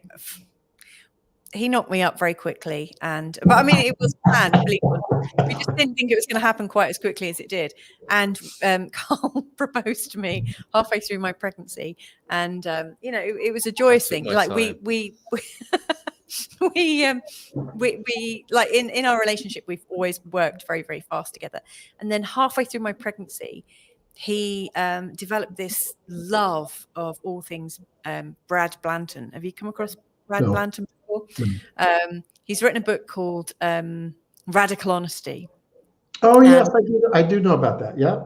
Yes, and he's very Marmite. Like in England, I don't know if you have Marmite in the US, but Marmite, like people say, you either love it or you hate it. Donald Trump. Yes, very much like Donald Trump. You either love it or you absolutely hate it. Yes. And Brad Blanton he was a psychologist of many years, and he worked with couples and he worked with loads of different people. And he realized that one of the biggest problems for people was blame, shame, guilt, and anger, which I'm sure you've come across. I've come across that in my coaching. Blame, shame, guilt, and anger, and secrets. You know, and secrets are there because we don't feel safe enough and vulnerable enough to talk. And so he came up with this idea of radical honesty, and he created some tools so that we could be radically honest with each other. And Carl bought the book, read it, loved it, then bought another 8 or 9 books to give out to family and friends who don't speak to me anymore. All of whom which decided they were A, not going to read the book, or B, were really offended that Carl sent it. Yeah. What do you mean I'm dishonest? But anyway, his whole premise is you have to be radically honest, but stick around to clear up the mess. Yeah, and that's the biggest thing. Because like radical honesty on its own is, it's not really desirable by our modern day standards. Yeah. Because we don't know how to stick around and clear up the mess. And so he gives tools. And so we went away for a romantic weekend, and Carl produced his book and said, okay, I'd like us to do as this couple, this new couple's procedure that Brad Blanton has suggested. And he put us through this whole series of tasks, which actually took the whole weekend, where, and they were designed to let go of all shame, blame, guilt, and anger. And it was really, really touch and go. And I was thinking, this is really shit or bust, as Carl used that like language before. It was shit or bust.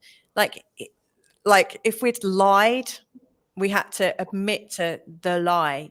And we'd both told a slight fib before we'd met, because we just met and we wanted to make a good impression. And so we both like changed the truth a little bit, and we both you both said you were virgins. Exactly. No, but I was with 2 grown-up children. Oh, yes, I was. So like I remember feeling very sort of like vulnerable, like halfway pregnant. Well, no, pregnant, but like halfway through the pregnancy, and having to admit this. And then we did this big parade of going through. I had noticed you were pregnant. Past lovers, and had to detail what had happened, how it had ended, in great detail. And it was a whole series of tasks.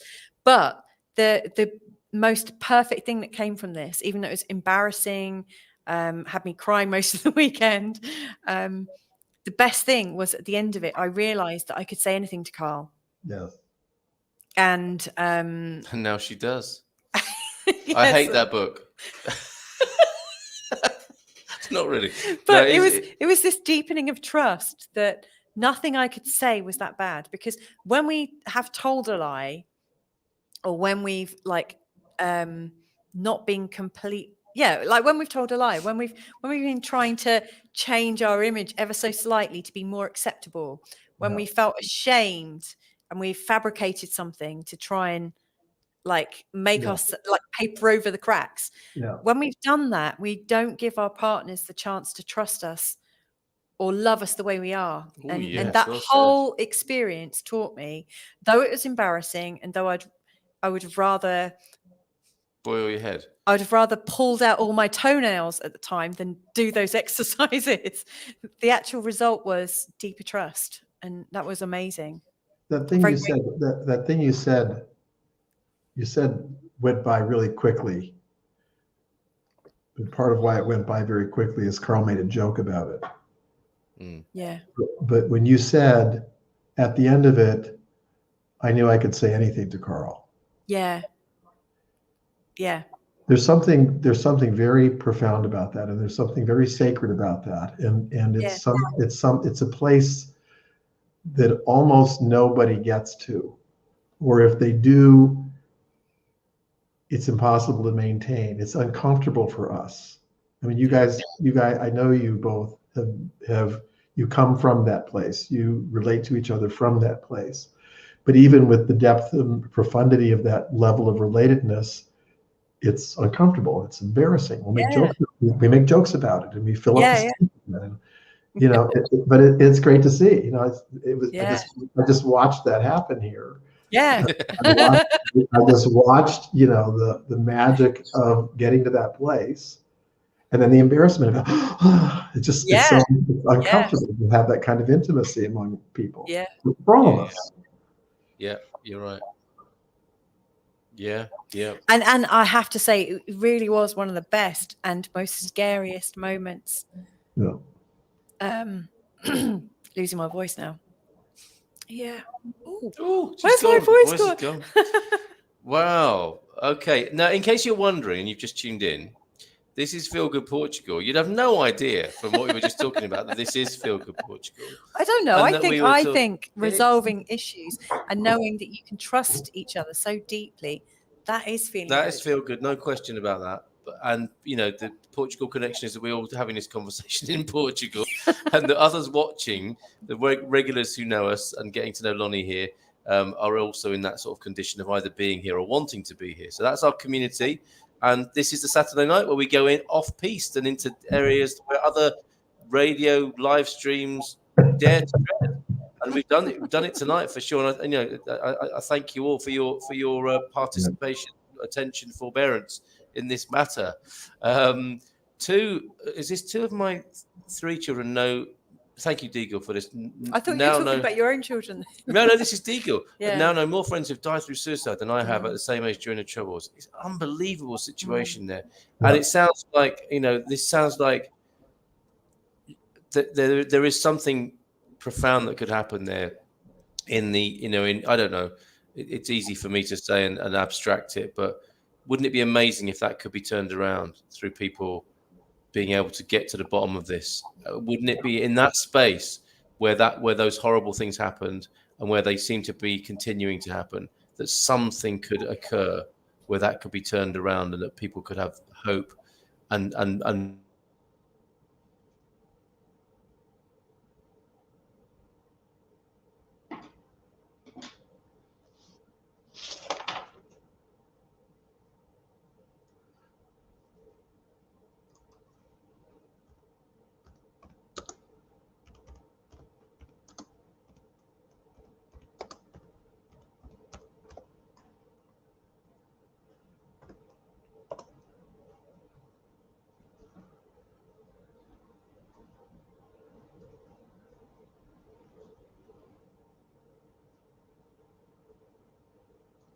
I can't hear you anymore, Carl.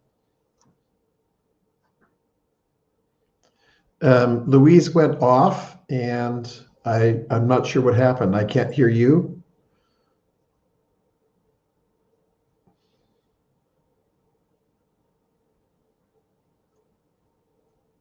See what happens when we talk about intimacy? We just go crazy.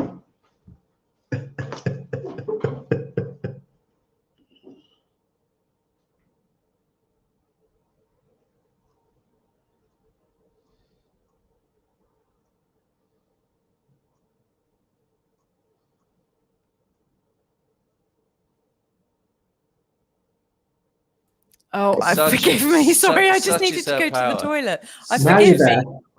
I thought I needed to mute the mic. You did. You muted us all. It was lovely.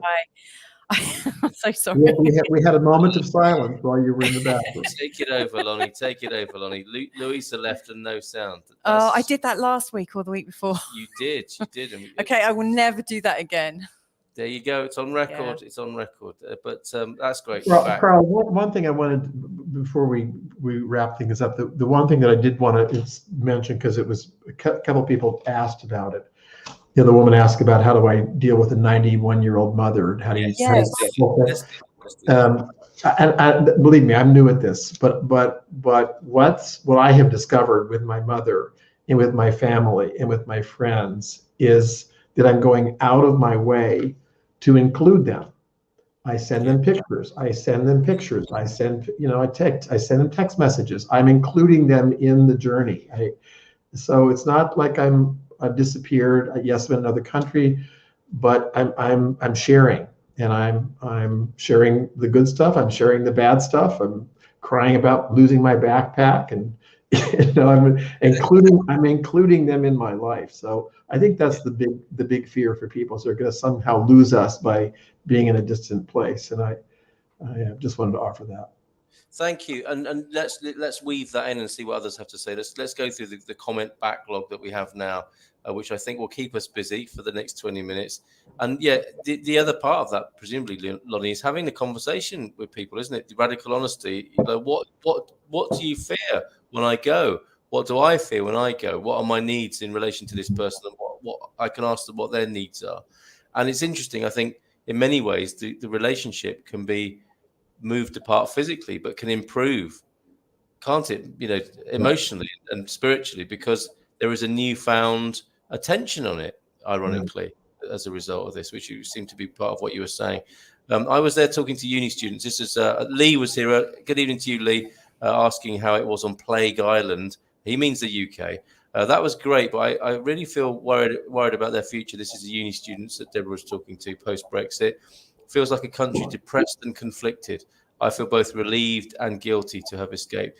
And I wish for the same thing as Belfast as I do for Britain, is that, I think a lot of people do want a sort of political revenge with Brexit, but it's so important that no one needs to suffer, do they? And that we can, something good, it's happened now, and a new possibility, for heaven's sake, in that, on that beautiful island, in that amazing country that we came from. Yes, that is what I hear from my clients. That's not helping. I think it was that comment where that person said to you, Lonny, that's not helping. And what a great therapist to be able to take that on the chin, and then adjust. I recall, yes, I love that comment, Deborah. Quite shocking. And Deagle, with regard to where his children are at with losing friends, it's a sign of strength to ask for help or reach out to people with an open hand, saying you can help me. Saying you can help me rather than bottle it up. Absolutely. Thank you, Deagle, for your thoughtful comments tonight. Yeah. Some ancient cultures considered embarrassment or humiliation of another person almost a worse offense than killing another person. Yeah. It is, because you've got to live through it. Yeah. Yeah. Humiliation and embarrassment can last a lifetime. And we've all felt that. I was thinking about something like that today, I think. Yeah. Killing someone's spirit. Yes, indeed. And going back to Landmark and my sort of rudimentary understanding of it, those are those personality creating situations, aren't there? Where in childhood we felt embarrassed, humiliated, or separated. We create a strategy for dealing with it, which we might not let go of for decades. Trapped in a decision you made about yourself and about life. Amazing, huh? Open your bottle, share it. Might not taste nice, but you're not taking it all. You're sharing it. Yep. Thank you, Deagle, again. Deborah, the patriarchy damages men as much as it does women. Thank you for that, Deborah. Jim? I would also say the matriarchy does as well. Okay.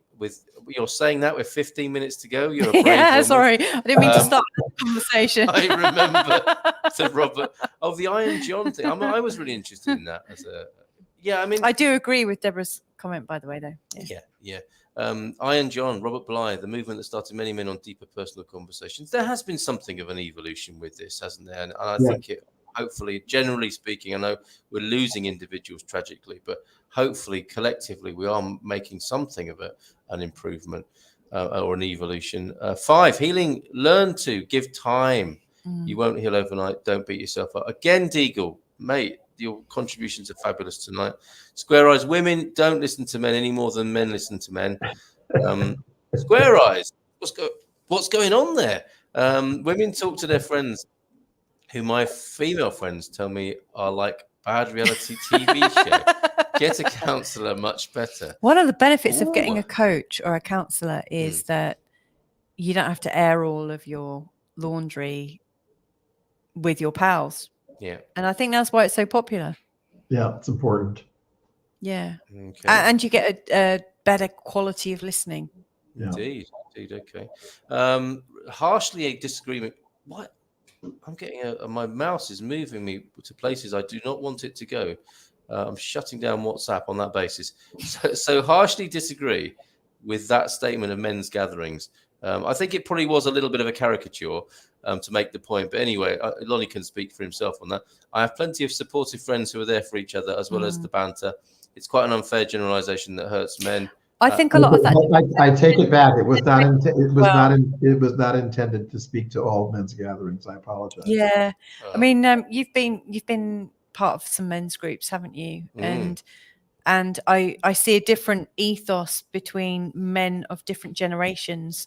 I think the role of man has changed in my lifetime. Yeah, interesting. I recognize that, like the sort of friendships my dad has are very different to the friendships that maybe your son-in-law has, and the friendships that our boys will have with their male friends. Yeah. It's a different kind of situation, isn't it? Well, you heard what Lonny said there. He's withdrawn that. Truly a shame that all guys can't get lumped in the same caveman banner. When That's guys right. do chat, is where the problem lies. Sorry, but again, my being clumsy. I apologize. That was not the point. Well, yeah, thank you, Lonny, and thank you, Raphael, for speaking up. And we've dealt with it. We've dealt with it with an open and free exchange here. Beautiful. Raphael, spot on, and same would apply, I'm sure, for you, Jeff, there from Lonny. Uncle Lonny, what is the funniest thing that's... Oh, this is a great question. What's the funniest thing that's happened in Porto? Humour is good medicine when it's appropriately used. What is the funniest thing that's happened to you there? I don't know. I'm still reacting to having offended people. Oh no! Lonny! Oh, come here. Let me give you a hug. Yeah, 10-second hug. Right, I'm going to count this in. 2. It's going to be uncomfortable for the first 4 seconds. Funniest thing. I don't know. I don't have like a. We're hugging you. We're hugging you for 10 seconds. Thank you. I'm hugging you back. Thank you. I'm feeling it. You know, I don't know about funny things. I really do experience an enormous amount of joy, and it's a different emotion. You know, I think the funniest things are the stupid things that I say, not meaning to. So funny for other people, perhaps, rather than be. Well, I'll tell you one thing was when I was here last July, I rented one of those little Fiat 500s to get around. It was a sexy little motor, wasn't it? It was beautiful. It was such a fun little car. Well, you know, and I didn't know where to park it, and I asked the tavern owner, where can I park this car? I didn't want to get up every 2 hours and have to put money in the meter. And he said, park it over there. There's that one spot, and I got my car parked in overnight. And I was like, oh my God, what am I going to do? I can't get my car out. I had to turn it back in, and 10 o'clock goes by. I've got to get my car turned in by 11 o'clock, and I can't get my car turned in. I'm walking up and down the street, like, what am I going to do? What am I going to do? What am I going to do? Finally, at 11 o'clock, I called the car dealer. They're not answering. I get a recording machine. It was like this circus, and I'm freaking out. Oh my God. Then I like, Lonny, calm down. The worst thing that's going to happen is you're going to have to pay for another day of an automobile. And Carl said, be Portuguese about things, so just relax. But here's what happened. I went into the tavern where I had first asked, where do I park? The guy had been there. I was too embarrassed to say that I'd gotten myself parked in. But I finally walked in. I said, Pedro, my car's parked in. He said, oh. He said to the waiter something in Portuguese. He told him to go to the building across the street and ask the lady to move the car and get me out. Someone She's had done. parked me in that went to work, and she came out and she apologized for parking me in. Yeah. Now, what's the point of all that? Well, I was an insane person for about 2 hours needlessly.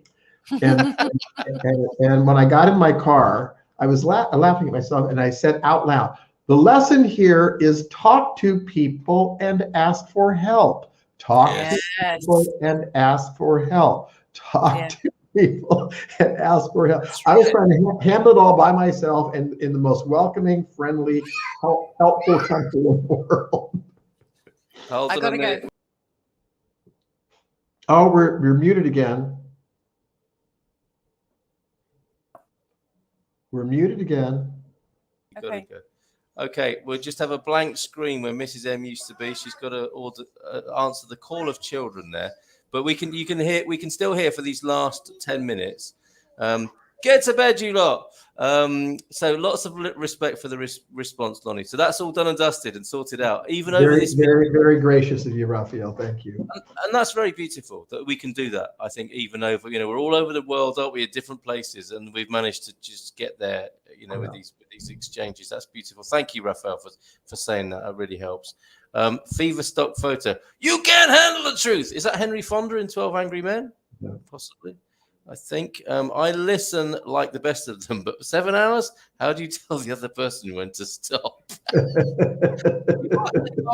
ask them politely, maybe. Let's do some more of this tomorrow.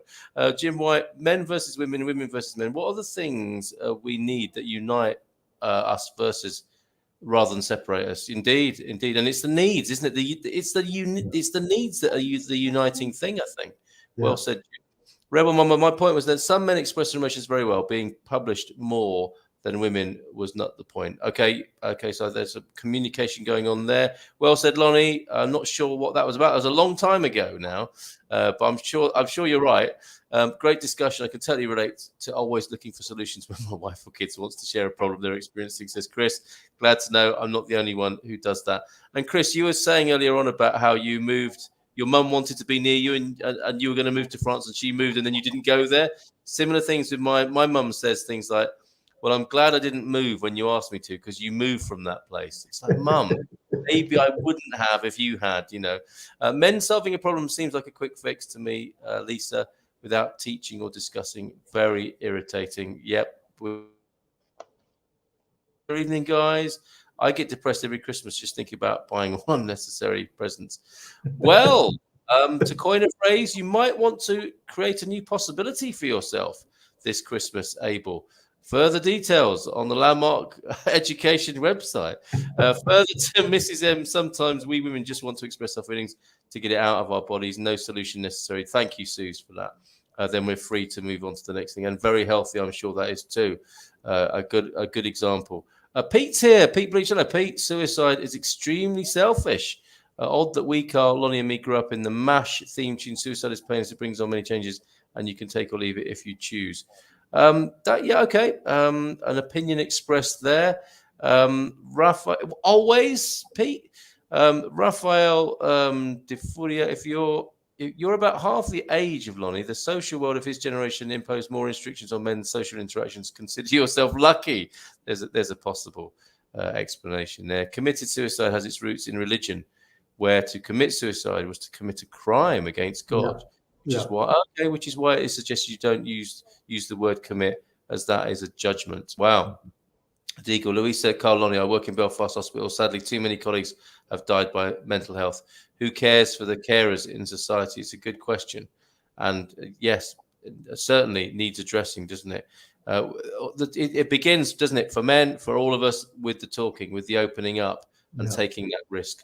Maslow's hierarchy of needs, indeed. Always good to chuck into the mix. A quote that works for me: be careful what you think, or it may come true. So now when fearful thoughts show up, I say, sorry, you're banned. But doubt is allowed. It's a checking system for choices. Well done, Suze. Simon, hello, Simon. And I know Mrs. M welcomed you earlier on. Glad you're here. Not through choice. For a lot of sufferers growing up as children in difficult environments and kicked on the streets, yet one can feel very alone and unwanted with nowhere to turn. It can seem, it must be among the worst things ever, mustn't it, to face humiliation and rejection from parents. what a start in life, and what a lot of work that gives you to do. Totally hear you, Simon. It can seem like that's what people wanted to happen. My goodness. Sink or swim, try doggy paddle. Still here, though, but gas lit by the perpetrators, says Simon. Sounds like you've got some work ongoing there, Simon, and we wish you the very best with that for sure. And I know Louisa would, if she was still on the screen with us, and you know where we are. Marmite is the food equivalent of Donald Trump. In a way, yes. I don't want to trigger anybody. It was that might have been misunderstood there. Let's not talk about him right now. I've learned we have one mouth but two ears. Yes, listen twice as much as we speak, well said Deagle. And when a friend comes for help, you don't have to have your ready-made answer. You just need to listen. Be there. Don't judge. Thanks again. I am so happy to be part of this group.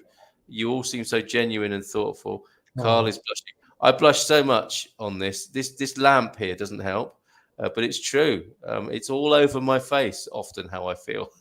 This show will not be long enough. Lots more to continue with in coming weeks. Love it. So maybe we need a part 2 of Mr. McLaughlin. I hope so.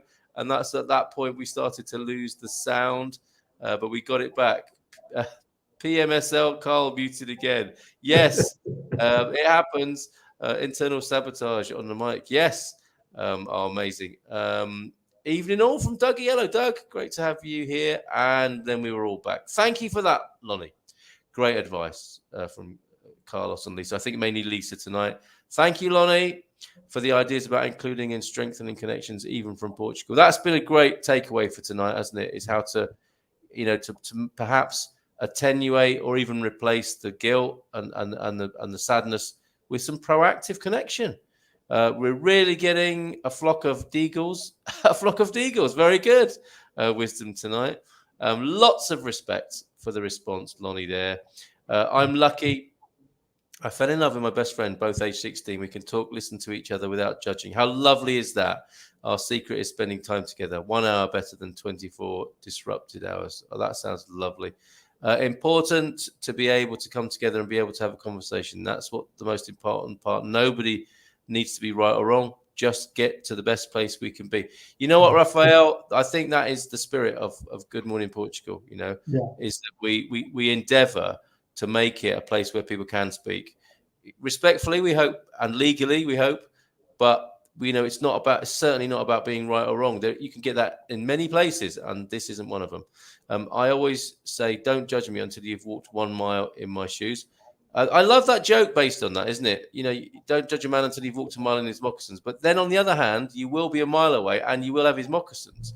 I've been to Porto, Lisbon, Lagos, Faro, Tavira. I feel Porto is lovely for a holiday, Lagos for a longer stay, Faro for shorter stay, Tavira for the day. But for me, it's Lisbon all the way. That's a song in there, isn't it? And talking of songs, Warren is here, the writer of the most amazing songs for us. And your Christmas song, Warren, is delightful. Bonoita Torres, later I saw watching the rerun. I've only heard Lonnie for a couple of minutes and already like him. There you go. Great review for Lonnie from Warren. Thank you, Warren. And thanks again, Warren. We love you and your songs. Thank you so much. Meeting Carl and his family was like meeting an angel, says Chris. Left buzzing and feeling like all the troubles have been lifted from my shoulders. Oh, bless you. Igualmente. It was great to meet you too, Chris. And I hope we could do it again soon. Oh, what a lovely thing to say. Lonnie, that's bringing us up to the midnight hour, where I do not feel in any way tired. If anything, energized, inspired. And we have proved that some of us, even though we don't go out on a Saturday night, can stay awake past 10 o'clock. Thank you so much. Yes, thank you, Carl. It's great being with both of you. And will you come back at some point? Of course, I'm here. I'm all yours. I think we definitely need. Look at this. Enjoyed the show and looking forward to a part 2 with Lonnie. So I think resident. We'll have to push the Lonnie button every now and then and bring you on. And have another night like this. It'd be wonderful. Yeah, thank you. Okay, thank you, everyone. One last thing I wanted to give you on my trip. The floor is yours. You have the last word. When I was on that trip in Amarant, I walked into the art museum and there was a exhibit of a neon sign. And I wanted to share this with everybody. The neon sign is a piece of art by Alicia Zegert. It says, this present moment used to be the unimaginable future. This present moment used to be the unimaginable future. That I'm here in Portugal is unimaginable to me. And I want to thank you, because you had a lot to do with this journey of me landing here. And I'm just deeply grateful for you and Louisa and your generosity and your love for Portugal and the way you share it with so many people. Oh, well, thank you so much. Thank you very much indeed. And I want to be Portuguese about it and say de nada. And I've got a little bit of a bone to pick with that, because it's like, think nothing of it. It's very kind of self-effacing, isn't it? And I think it's very much a part of the beautiful Portuguese spirit soul. It's like, oh no, don't mention it. But I'll take that. Thank you so much. Really appreciate it. You've warmed the cockles of your heart. Thank you. All right, bye for now. Thank you everybody tonight, and we'll see you again. Thanks, Mrs. M. Ciao, ciao. Bye for now.